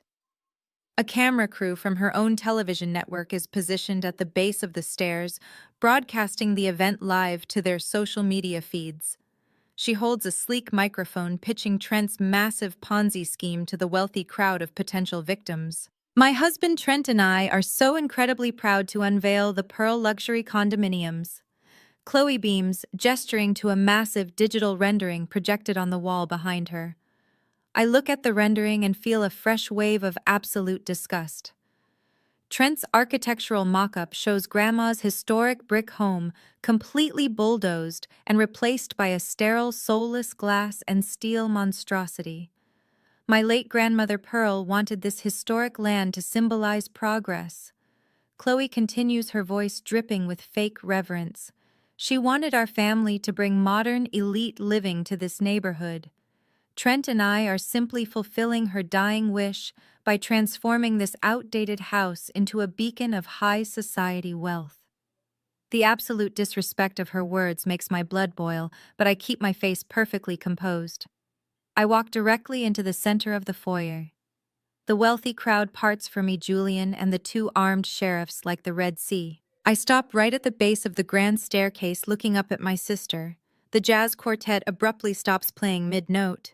The camera crew immediately pivots their lenses toward me, recognizing a live television goldmine when they see one. Grandma Pearl would rather burn this house to the ground than let a fraud like Trent put his name on it, I state clearly. My voice does not require a microphone. It carries across the silent room with absolute authority. And she definitely did not want you selling fake pre-sale deposits to innocent investors for a building you do not even have the legal right to construct. I continue staring directly into Chloe's panicked eyes. The investors in the room begin to murmur among themselves. City councilmen exchange nervous glances. Chloe grips the microphone so tightly, her knuckles turn a stark white. She looks at the armed sheriffs flanking me, and sheer unfiltered terror finally breaks through her perfect media smile. She points a shaking finger directly at my face. "Security!" Chloe screams into the microphone, her voice echoing violently off the high ceilings. "Remove this jealous woman right now. Arrest her. She is trespassing on my property." Two private security guards in cheap suits step forward at Chloe's command. They reach for my arms. The two county sheriffs flanking me do not even draw their weapons. They simply step in front of me and rest their hands heavily on their utility belts. The private guards freeze, instantly backing away. They know better than to touch a woman guarded by county law enforcement. The silence in the foyer is absolute. The only sound is the whir of the camera crew still broadcasting this disaster live to thousands of viewers across Atlanta. My mother, Vivian, pushes her way to the front of the crowd. Her silver sequined gown glitters under the chandelier, but her face is twisted in a desperate, ugly panic. She grabs my arm, her nails digging into my silk sleeve. "Jada Washington, you call off these officers right now," she hisses, her voice trembling with fury. "You are ruining your sister's launch party. You are embarrassing this family in front of the city council. Go back to your apartment before I have you committed to a psychiatric ward." I look down at my mother's hand. I do not pull away. I simply stare at her fingers until she realizes she holds absolutely zero power over me. She slowly releases her grip, stepping back as if my crimson dress burned her. "I am not ruining a launch party, Mom," I say, my voice carrying clearly across the marble floor. "I am stopping a federal crime in progress." I turn my attention back to the grand staircase. Chloe is hyperventilating, clutching the microphone like a lifeline. Trent is standing frozen on the landing, his face the color of wet ash. I do not scream. I do not need to raise my voice. Power does not need to shout. I simply hold out my hand to Julian. My corporate attorney steps forward. He opens the sleek black leather folder and pulls out a tablet. Without asking for permission, he walks directly to the audiovisual control podium set up at the base of the stairs. The sound technician tries to block him, but one sharp look from the county sheriffs makes the technician step aside. Julian plugs a secure drive directly into the main presentation system. The massive digital rendering of Trent's soulless glass condominium vanishes from the 20-foot screen behind the staircase. The crowd murmurs in confusion. A second later, a new image flashes onto the wall. It is a high-resolution scan of a legal document. The text is massive, impossible to misread. At the top in bold black lettering are the words "Warranty Deed." I look up at Trent, whose eyes are currently fixed on the screen in absolute horror. "You see, Trent?" I say, my voice echoing through the speakers now that Julian has tapped into the main audio feed. "When you decided to use my grandmother's historic home as collateral for your predatory loans, you made one massive, fatal miscalculation. You assumed the property still belonged to her estate." I take a slow, deliberate step up the first stair. The crowd watches me, completely mesmerized by the absolute destruction of a fake real estate mogul. "You assumed that because my parents worshipped your white corporate privilege, you could just forge Grandma Pearl's signature on your banking documents and steal the land right from under us," I continue. "But Grandma Pearl knew exactly what kind of greedy, incompetent man you are. She knew my parents would sell our history to buy your approval." I point up at the massive screen. Everyone in the room follows my finger. "Look at the date on that deed," I command. The city councilmen and wealthy investors squint at the screen. A collective gasp ripples through the crowd. The date on the property transfer is exactly 2 years ago, long before Grandma Pearl passed away. Grandma Pearl legally transferred this entire estate and the surrounding acreage into a blind corporate LLC 2 years ago, I announce, looking directly into my father's furious eyes. "She put the assets into a trust to protect them from you, Dad, because she knew you would let this man bleed our family dry. The will you have been fighting over in probate court, the document you tried to force me to sign away my rights to, is a complete decoy. It contains a checking account with exactly $4,000. I turn my gaze back to Chloe, who is now openly weeping on the stairs. "I own the LLC. I state, my voice ringing with cold, hard finality. I am the sole proprietor. I own the ground you are standing on. I own the walls around you. I have owned this estate for 2 years. The wealthy church donors in the crowd begin to shout. An older investor wearing a sharp tuxedo pushes his way to the front, pointing an angry finger at Trent. "You took my deposit for a penthouse unit," he yells. "You took $300,000 of my money yesterday. You do not even own the land." More investors join the shouting. The realization that Trent has been selling fake pre-sale deposits for a building he cannot legally construct hits the room like a bomb. It is a massive multi-million-dollar Ponzi scheme exposed on live television. The camera crew from Chloe's network zooms in on Trent's sweating, terrified face. He is ruined. His business is dead. His reputation is ash. I walk up 2 more steps until I am at eye level with my sister and her fraudulent husband. I look at them with pure, unfiltered disdain. I pull the original notarized paper deed from my clutch and hold it up for the cameras. "You are trespassing on my property," I tell them, my voice dropping to a dangerous, icy whisper. "You have 5 minutes to vacate." The humiliation snaps whatever fragile thread of sanity Trent has left. Being exposed as a broke, desperate fraud is bad enough. Being systematically dismantled by a black woman in front of the wealthy elite of Atlanta is something his fragile ego simply cannot process. His face contorts into a mask of pure, violent rage. He drops his champagne glass, letting it shatter on the marble stairs. "You arrogant bit," he screams, the vile word tearing from his throat as he lunges down the staircase directly at me. He raises his fist, his eyes wide and wild, fully intending to strike me right in front of the cameras. I do not flinch. I do not even blink. I know exactly who is in the room. Before the county sheriffs can even reach for their utility belts, the crowd violently parts. 6 men wearing dark windbreakers push through the wealthy guests with terrifying speed. The bright yellow letters FBI are printed clearly across the backs of their jackets. 2 federal agents intercept Trent before he can take another step. They hit him like a freight train. They tackle him hard against one of the massive marble pillars of the foyer. The sickening crack of Trent's face hitting the stone echoes through the grand room. He groans in pain, struggling against their grip, but the agents are ruthless. They sweep his legs out from under him and force him face first against the pillar. The sharp metallic click of heavy steel handcuffs locking around Trent's wrists rings out. The sound is absolute music to my ears. Trenton Brooks, you are under arrest. A senior federal agent barks, pulling Trent's arms painfully high behind his back. You are being charged with multiple counts of federal wire fraud, bank fraud, and identity theft. You have the right to remain silent. Anything you say can and will be used against you in a court of law. The camera crew captures every single second. The flashbulbs from the local press photographers go off like a strobe light, illuminating Trent's bleeding nose and his desperate, panicked eyes. He looks like a trapped rat. All his arrogant swagger, all his country club superiority has completely evaporated. He is just a common thief caught red-handed. Chloe completely loses her mind. Her pristine television anchor image shatters into a million jagged pieces. She drops her microphone and rushes down the stairs, grabbing at the federal agent's arms.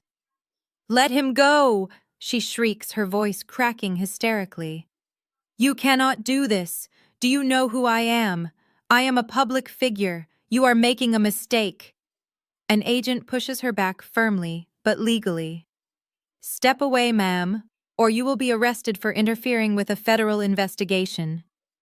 Chloe spins around and glares at the camera crew from her own television network. The cameramen are practically salivating, keeping their lenses focused tight on her ruined, tear-streaked face. "Turn those cameras off," Chloe screams, waving her hands frantically. "Cut the feed right now. I demand you cut the feed. I am the lead anchor." The cameraman does not even blink. "We are broadcasting live."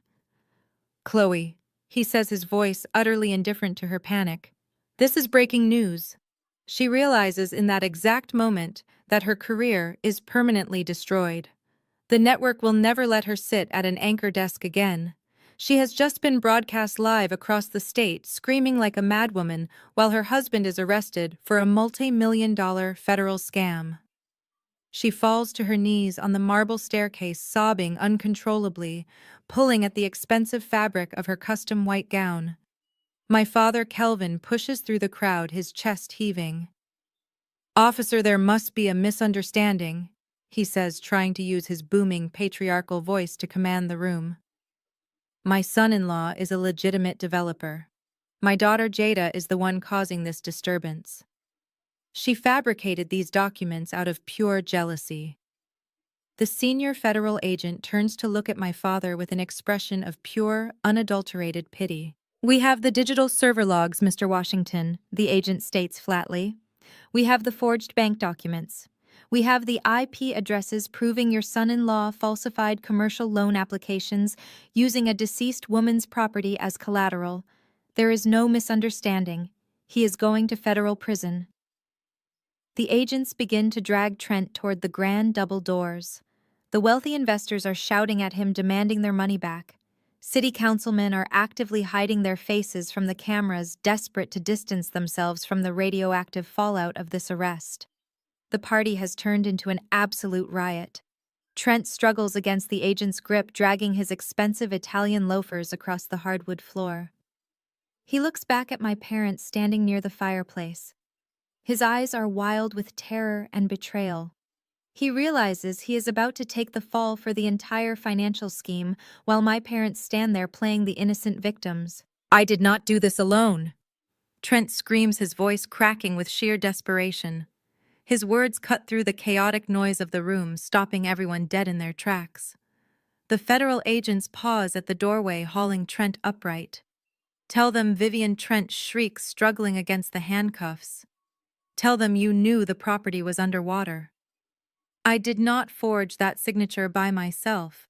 Kelvin and Vivian co-signed the loans. They sat in my office and signed the guarantor paperwork.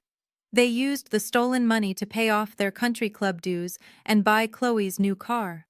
They are in on it. They are accomplices." I stand at the base of the staircase and watch the color completely drain from my parents' faces.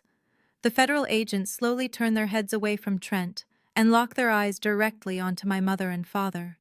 The federal agents haul Trent upright by his expensive lapels, dragging him backward toward the massive mahogany double doors. His designer loafers scrape harshly against the polished hardwood floor, leaving long, ugly black scuff marks across Grandma Pearl's pristine entryway.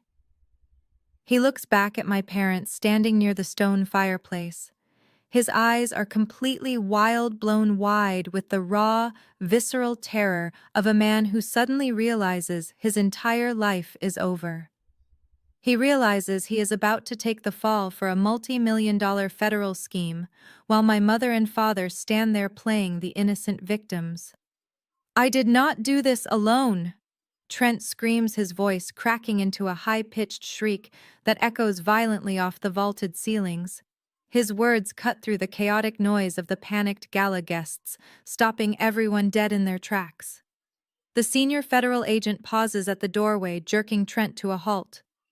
"Tell them," Vivian, Trent yells, struggling fruitlessly against the heavy steel handcuffs biting into his wrists. "Tell them you knew the property was underwater. I did not forge that signature by myself." Kelvin and Vivian co-signed the loans. They sat in my private office and signed the guarantor paperwork. They used the stolen cash to pay off their country club dues and buy Chloe's new luxury SUV.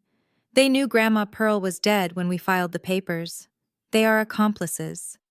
I stand perfectly still at the base of the grand staircase and watch the color completely drain from my parents' faces. The federal agents slowly turn their heads away from Trent and lock their eyes directly onto my mother and father. My father, Kelvin, tries to salvage his crumbling patriarchal authority. He straightens his spine and puffs out his chest, adopting the booming, commanding tone he uses to intimidate the usher board at our church. "Officer, my son-in-law is clearly having a psychotic break under pressure," Kelvin says, attempting a calm, sophisticated smile that looks entirely grotesque on his sweating face. "My wife and I are respected pillars of Greater Hope Fellowship. We are established members of the Atlanta business community. We simply trusted a developer. We are victims of his elaborate financial deception." The senior federal agent does not blink. He does not offer a polite nod. He simply reaches inside his dark windbreaker and pulls out a folded stack of printed digital logs. The exact same logs Julian and I extracted from Trent's unsecured servers. "We have the digital metadata, Mr. Washington," the agent states, his voice carrying a flat, absolute certainty that makes the room temperature drop 10 degrees. "We have the commercial banking documents. We tracked the IP addresses from your secure home network, validating the secondary electronic signatures. You authenticated a massive commercial loan using a deceased woman's property as collateral." Vivian gasps, pressing a trembling hand to her chest. Her silver-sequined gown suddenly looks ridiculous, a cheap costume on a woman about to face federal indictment. The agent continues, stepping closer to the fireplace. "Furthermore, your personal joint bank accounts received direct wire transfers from Trent's fraudulent shell company exactly 48 hours after the forgery took place. The paper trail is bulletproof. Your financial assets are officially frozen as of 10 minutes ago. Do not attempt to leave the state of Georgia. We will be in contact with your attorneys regarding your impending indictments." The sheer magnitude of the scandal hits the room like a physical shockwave. The wealthy elite of Atlanta do not stick around for the fallout. City councilmen literally sprint toward the front doors, abandoning their wives in their rush to avoid the flashing lenses of the local news cameras. Prominent church elders shove their way through the foyer, dropping crystal champagne flutes that shatter into glittering shards across the floor. The valet line outside turns into an absolute war zone of rich people scrambling to flee a sinking ship. My mother, Vivian, watches her entire social empire disintegrate in less than 60 seconds. Her country club friends refuse to even look at her as they rush past the fireplace. The realization that she is legally tied to millions in stolen money and facing federal prison finally crushes her. Her knees buckle completely. She collapses, hitting the hardwood floor with a heavy, ungraceful thud. The grand foyer of Grandma Pearl's historic estate empties out, leaving behind a wasteland of abandoned hors d'oeuvres and spilled wine. The county sheriffs aggressively push the remaining camera crews out the front doors, securing the perimeter, but the damage is already immortalized on the internet. Chloe is still curled into a pathetic ball on the mid-level landing of the stairs, ruining her custom white designer dress with her hyperventilating sobs. It is just us now. Me, Julian, the armed sheriffs, and the ruins of my biological family. Vivian is on the floor. She looks up at me. The transition from a haughty, abusive matriarch to a desperate, crawling beggar happens instantaneously. She scrambles across the polished wood, her expensive jewelry clinking noisily. She reaches out and grabs the heavy silk hem of my custom crimson gown, clutching the fabric with white-knuckled desperation. "Jada, baby, please!" Vivian wails, tears streaming through her expensive foundation, ruining her meticulously applied makeup. "You have to help us. You have the money. We heard your lawyers say you own the debt. You can clear this up today. You can pay off the private equity lenders and make the federal charges go away. We are your blood, Jada. You cannot let your own mother go to a federal penitentiary." I look down at the top of her head. I feel absolutely no pity. I feel a cold, clinical detachment. "You let Chloe slap me in the mouth in this exact room 4 days ago." "Mom," I say, my voice steady and completely void of emotion. "You sat right there at the dining table drinking your iced sweet tea while my lip bled. You told me I was a spiteful, jealous girl for not signing away my birthright so your white son-in-law could bulldoze our history." Kelvin drops his authoritative posture completely. The pride drains out of his body, leaving a pathetic, frightened old man in a tailored suit. He actually clasps his hands together in a begging motion. "Jada, we made a terrible mistake," Kelvin pleads, his voice cracking. "We were blinded by Trent's promises of wealth and expansion. But we are a family. You have a multi-million-dollar firm. $1.5 million is nothing to your portfolio. Pay the restitution. Clear the debt. Save the family name before we lose everything." I tilt my head, staring at the man who was supposed to protect me. "Save the family name," I repeat, weaponizing his own horrific logic against him. "The same family name you told me I was a stain on when I dropped out of law school to prioritize my mental health. The same name you claimed I was embarrassing when I started building computer networks instead of marrying a wealthy fraternity boy from Morehouse." Kelvin flinches, but I do not stop. I refuse to give him a single second to breathe. "You did not want a brilliant daughter, Dad," I tell him, stepping back slightly so he is forced to look up at my face. "You wanted a prop. You wanted a light-skinned golden child to parade around the country club, and you got one. You took the college fund Grandma set up for me and used it to buy Chloe's pageant titles. You funded Trent's fake empire because his proximity to whiteness made you feel powerful. You chose a racist con artist over your own black daughter. And when I handed you the literal proof in the church parking lot, you ripped it up and called me an angry, bitter woman." Vivian is sobbing uncontrollably now, her face pressed against my shoes. "We are sorry, Jada. We are so incredibly sorry. I will get on my knees at the altar on Sunday and apologize to you in front of the entire congregation. I will tell them I was wrong. Just do not let the government take our home. Do not let them take our freedom." I look down at the woman who erased me for 35 years. She only recognizes my existence now because I hold the keys to her survival. I step backward. I sharply pull the crimson silk of my gown completely out of Vivian's desperate grip. She falls forward, her hands grasping at empty air. "You already lost your freedom the second you chose greed over your own child," I state, delivering the final absolute blow. "You wanted me to be a failure so badly that you blinded yourselves to the thief living in your own house. You dug this grave with your own 2 hands. I am not your savior. I am your landlord." I turn to Julian, who is watching the exchange with professional stoicism. "Julian," I say, my tone crisp and authoritative, "make sure they are off my property in exactly 4 minutes. If they resist, have the sheriffs arrest them for trespassing." I turn my back on their screaming and weeping. I walk out the open double doors, stepping into the warm Atlanta night, leaving them to choke on the ashes of the fake empire they tried to build on my back. My mother's collapse does not stop the chaos. It only amplifies the pathetic reality of what my family has become. Vivian is weeping into the hardwood floor, her silver sequined gown pooling around her like a deflated parachute. But I have already stepped away. I have already severed the cord. My attention shifts to the grand staircase, where the golden child is finally realizing that her pedestal has been pulverized into dust. Chloe scrambles down the remaining marble steps. Her custom white designer dress is stained with spilled champagne and dirt from the shoes of fleeing investors. Her perfectly styled hair is unraveling, strands sticking to her wet, tear-streaked face. The television anchor poise she spent years cultivating is completely gone. She crawls toward me, literally pulling herself across the floor, her hands grasping toward my crimson silk gown.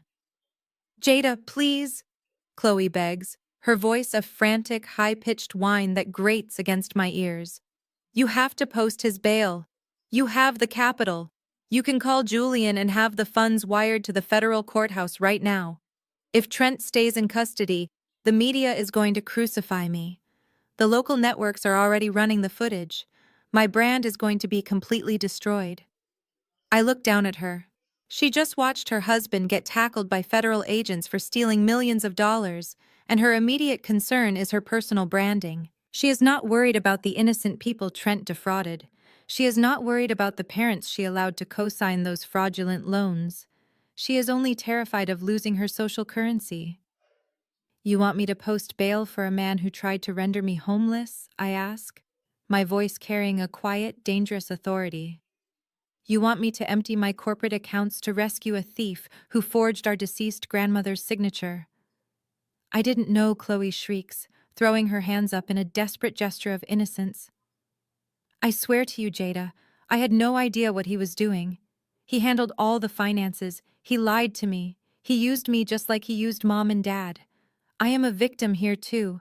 The absolute cowardice of her statement is staggering. She is willing to throw the husband she worshipped directly under a speeding bus the second her own comfort is threatened. I step closer to her, forcing her to look up into my eyes. "Do not lie to me, Chloe," I say, my tone stripping away every ounce of her fake victimhood. "I heard the audio files. I played them for Mom and Dad in the steakhouse. I heard you laughing about liquidating this exact estate. I heard you plotting to dump our parents in a state-run facility that smells like boiled cabbage so you could fund your luxury lifestyle. You knew Trent was bleeding cash, and you happily helped him siphon the last drops of blood from this family to maintain your illusion of wealth." Chloe flinches, her eyes darting frantically around the empty foyer. She looks at Vivian, who is still sobbing on the floor, and then back to me. The realization that I hold all the cards finally overrides her arrogance. She resorts to the only tactic she has left. She tries to weaponize our shared childhood. "We are sisters," Jada Chloe pleads, her voice dropping to a desperate, shaking whisper. "We grew up in this house together. We shelled peas on that porch. I know I have been awful to you. I know I was cruel, but I was just trying to survive Mom and Dad's expectations. They put so much pressure on me to be the perfect daughter. I took it out on you because I was insecure. Please, just help me fix the PR nightmare. I will publicly apologize. I will do whatever you want." I stare at the woman who spent her entire life stepping on my neck to elevate herself. She is offering me a fake public apology in exchange for millions of dollars and federal intervention. She thinks my forgiveness is a commodity she can purchase with crocodile tears. I lean down slowly, bringing my face just inches from hers. I raise my hand and point a single manicured finger directly to the fading scar on my lower lip.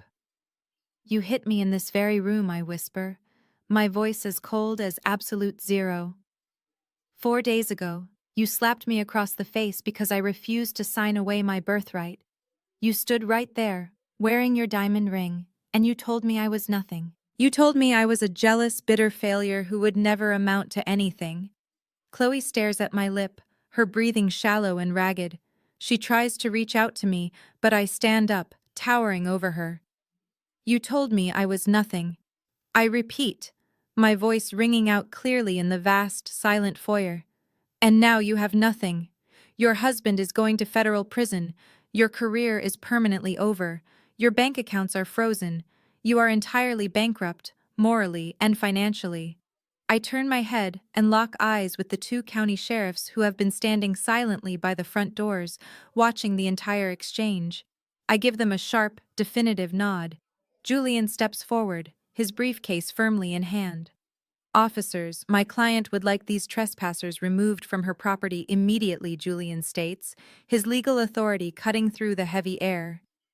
The sheriffs do not hesitate. They step forward, their heavy boots echoing on the hardwood. One sheriff grabs Chloe by the arm, hauling her roughly to her feet. She screams, kicking and thrashing against his grip, but the officer is unmovable. The other sheriff reaches down and pulls Vivian off the floor, forcing my mother to stand. Kelvin does not wait to be grabbed. My father walks toward the door with his head hung low, utterly defeated, stripped of every ounce of his toxic pride. I stand perfectly still in the center of Grandma Pearl's grand foyer and watch them go. Chloe is shrieking my name, begging and cursing me in the same breath. Vivian is weeping, her silver dress catching the harsh blue lights of the police cruisers parked outside. The sheriffs shove them out the front doors and down the brick steps. The heavy mahogany doors swing shut behind them, slamming with a loud, absolute finality. The locking mechanism clicks into place. The house is finally quiet. The blood ties are officially broken. The news breaks before the sun even rises the next morning. I am sitting in the sleek, high-security corner office of my corporate headquarters, sipping black coffee. Julian walks through my glass doors carrying a tablet, his face a mask of intense professional satisfaction. He does not need to say a word. He just slides the tablet across my desk. The headlines are absolutely everywhere. Local Atlanta blogs, national financial news networks, and massive social media platforms are all running the exact same story. Prominent Atlanta developer arrested for multi-million-dollar wire fraud. The footage from the gala is playing on an endless loop. Millions of people are watching Trent get slammed against a marble pillar by federal agents. Millions more are watching Chloe screaming like a lunatic on the grand staircase, her perfect television anchor reputation completely obliterated in high definition. Greater Hope Fellowship released a statement at 6 this morning, Julian informs me, taking a seat opposite my desk. Pastor Williams publicly distanced the church from your parents. He announced that Kelvin and Vivian have been stripped of their elder status and removed from the fundraising committee. They are entirely excommunicated from the congregation. I take a slow sip of my coffee.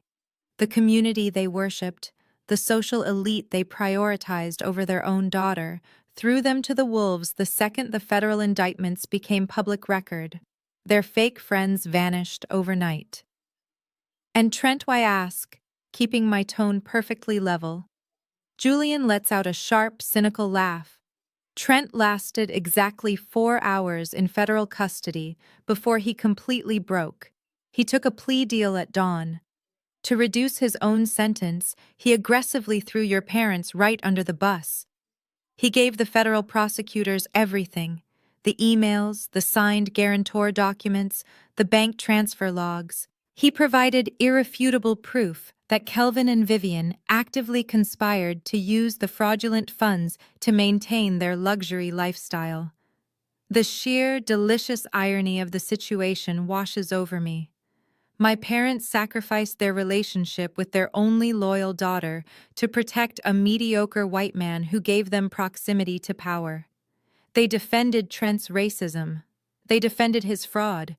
And the very second Trent faced the reality of a concrete cell, he sold them to the federal government without a single ounce of hesitation. My personal cell phone begins to vibrate on the glass desk. The caller ID displays an automated alert from the Fulton County Jail. Julian glances at the screen. You do not have to listen to that, Jada. I reach forward and press the speakerphone button. The automated voice prompts me to accept a collect call from an inmate. I press 1. Jada. My father's voice comes through the speaker. It is a weak, trembling sound, completely devoid of the booming arrogance he carried just 24 hours ago. The background noise of the pre-trial holding cell echoes behind him, clanging metal doors and shouting voices.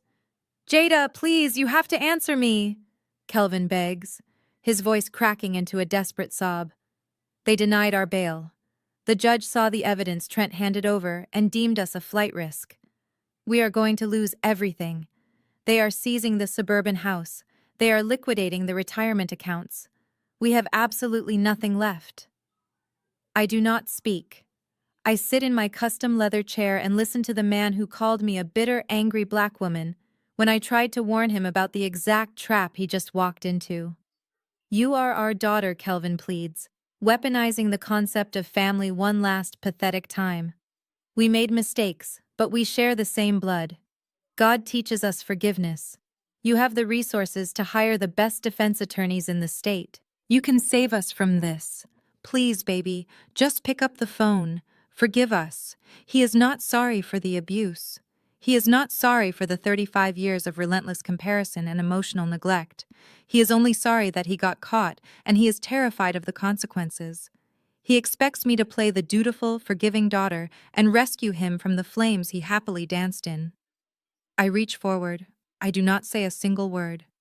I press the bright red button on my screen, disconnecting the call immediately. I watch the notification pop up, and I press delete, erasing the voicemail from my device completely. Julian watches me, his expression respectful and quiet. "What is our next move, Jada?" I turn my chair to look out the floor-to-ceiling windows of my office. The Atlanta skyline stretches out before me, bright and full of limitless potential. I am not the scapegoat anymore. I am the architect of my own empire.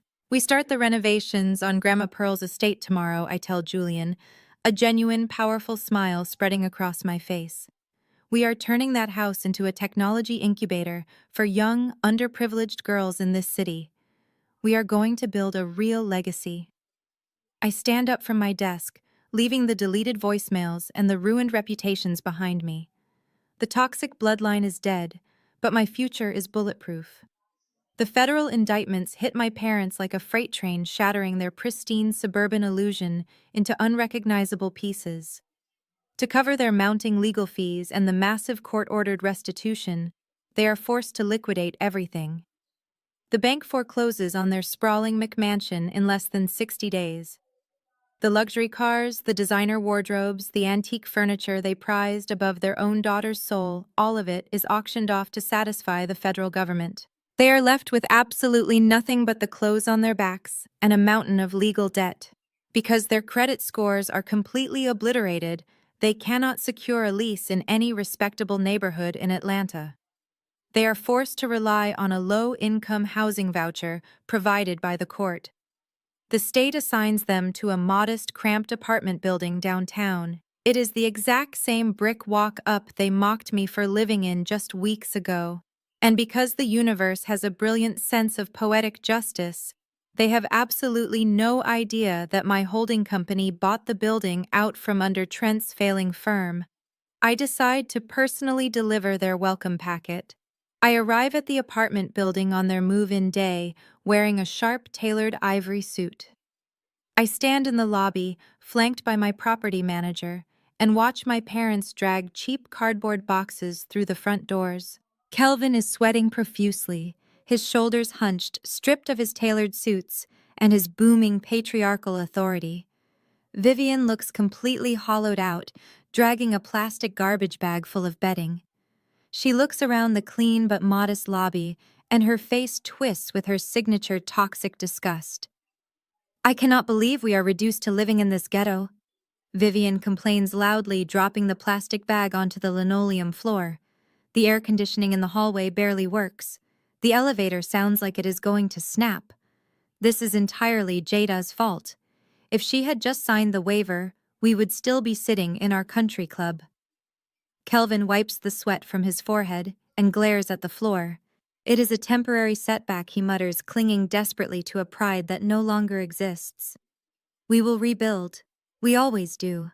We just have to tolerate this dump until the lawyers clear my name." I step out from behind the property manager's desk, the heels of my designer pumps clicking sharply against the tile. "You are going to be tolerating this dump for a very long time, Dad. I say, my voice ringing with absolute crystal-clear authority. Vivian gasps, stumbling backward and nearly tripping over her garbage bag. Kelvin freezes, his eyes widening as he takes in my flawless ivory suit and the thick leather folder in my hands. "What are you doing here?" Vivian hisses, her toxic instincts overriding her sheer panic. "Are you here to gloat? Are you here to laugh at your own mother dragging boxes like a common laborer? I am here to fulfill my corporate obligations." "Mom," I reply smoothly, handing the leather folder to my property manager. I step closer to them, invading their space and forcing them to look me in the eye. "I own this building. My wealth management firm bought the commercial mortgage right out from under Trent when he defaulted. You are standing in my lobby. You are breathing my air." The color completely drains from Kelvin's face. His jaw drops open. He looks around the lobby as if the brick walls are suddenly closing in on him. "You are my tenants now," I state, letting the absolute reality of their situation crush them. "Your housing voucher barely covers the rent for Unit 204.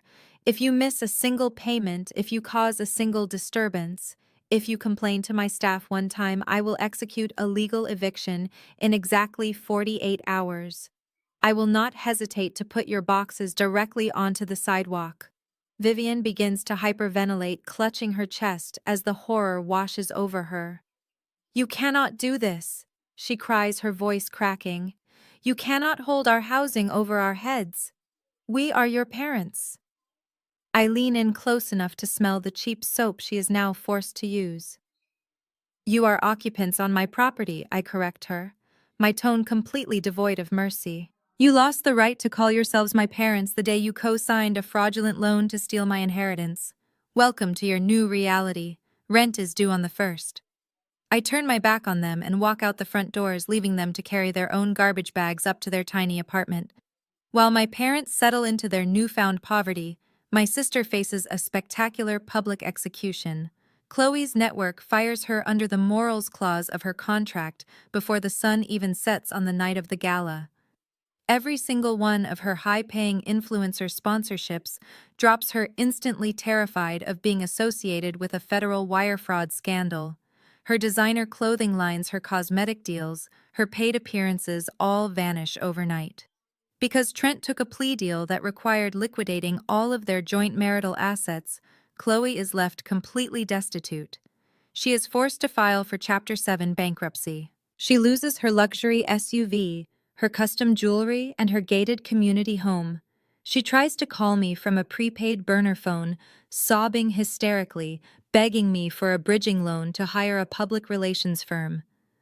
I listen to her cry for exactly 30 seconds before I block the number and instruct my security team to ban her from all of my corporate properties. She is drowning, and I refuse to throw her a life vest. Months pass, and the dust finally settles over the ruins of my biological family. The media moves on to the next scandal, and the city of Atlanta forgets the golden child ever existed. But I do not stop moving. I have a legacy to secure. I do not sell Grandma Pearl's historic estate. I refuse to let greedy developers turn her history into sterile condominiums. Instead, I pour millions of dollars of my own liquid capital into a massive architectural renovation. I hire the best minority-owned contracting firms in the state. We reinforce the foundations, restore the original brickwork, and completely modernize the interior. I am transforming the property into a state-of-the-art technology and finance incubator exclusively for young, underprivileged African-American girls. Julian walks through the construction site with me wearing a hard hat over his expensive suit. "The progress is incredible, Jada," he says, admiring the newly installed fiber optic server rooms that now occupy the grand foyer. "But we have a slight problem. City Councilman Davis is threatening to block our final zoning permits. He claims the neighborhood needs to maintain its quiet residential character and that a tech school for those kinds of girls will disrupt the property values." I stop walking and look at Julian, a cold smile spreading across my face. Councilman Davis was one of the men drinking my mother's champagne at the gala before the federal agents raided the party. He is a relic of the old boys club trying to flex his political muscles to keep young black women out of his prestigious zip code. Set up a meeting with him, I instruct Julian. Tell him I want to discuss his upcoming re-election campaign. The meeting takes place in my downtown corner office the very next morning. Councilman Davis sits across from my desk, looking smug and entirely too comfortable. He tries to patronize me, calling me young lady, and suggesting I move my little charity project to a more suitable industrial zone. I do not argue with him. I simply press a button on my desk, and my massive wall monitor lights up with his campaign finance records, cross-referenced with his private real estate holdings. Councilman Davis, I say, leaning forward and interlocking my fingers. My corporate foundation is the single largest philanthropic donor in your district. Furthermore, my holding company currently finances the commercial mortgages for 3 of your largest shopping plazas. If you delay my zoning permits for a single day, I will pull all of my campaign funding, and I will call in your commercial loans immediately. You will be politically and financially bankrupt before the weekend. The smug smile slides right off his face. He stares at the glowing monitor, realizing he is utterly outmatched. He clears his throat, adjusting his tie with shaking hands. I am sure we can expedite the zoning paperwork, Ms. Washington, he stammers. There is no need for any drastic financial restructuring. I knew you would see the value in community development, I reply, smiling sweetly. Have the permits on my desk by 5 o'clock. He practically runs out of my office. The permits arrive at 4:30. The renovations are completed flawlessly. The estate is completely transformed. The grand dining room where my sister slapped me is now a collaborative coding lab filled with top-tier workstations. The living room where my parents plotted to steal my inheritance is a financial literacy classroom equipped with interactive market displays. But the kitchen remains exactly as it was. I restored Grandma Pearl's original vintage stove and preserved the original hardwood floors where we used to shell peas. It is the beating heart of the building. The day of the grand opening arrives bright and perfectly clear. The estate is absolutely vibrant, filled with the sounds of laughter and brilliant young black women exploring their new campus. They are carrying laptops, discussing algorithms, and debating investment strategies. They are the future my family tried to deny me.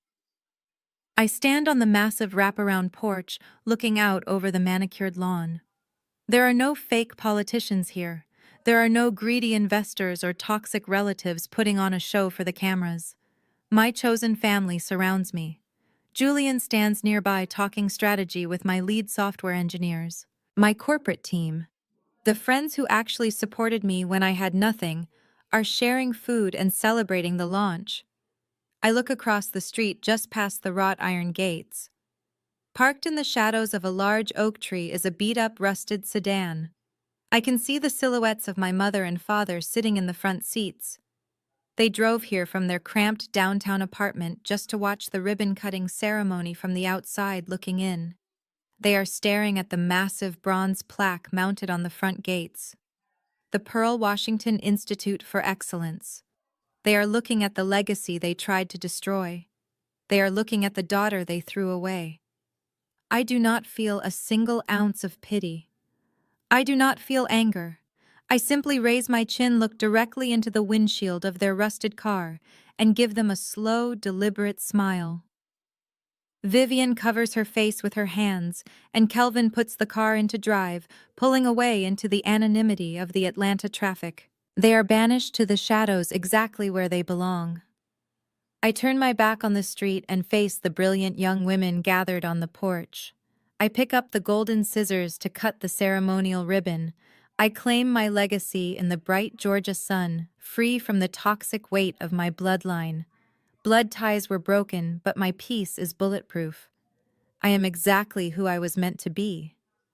The greatest lesson from this journey is that blood does not always equal family, and your worth is never determined by people committed to misunderstanding you.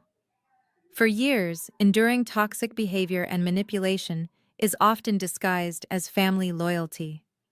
However, true power comes from walking away from tables where respect is no longer served. Building your own empire in silence and establishing unshakable boundaries is the ultimate form of self-love. You cannot heal in the same environment that broke you. Sometimes, the most profound peace is found only after you let the illusion of a perfect family shatter entirely. Have you ever had to walk away from toxic relatives to protect your own peace? Share your story in the comments below, and don't forget to like and subscribe for more empowering journeys.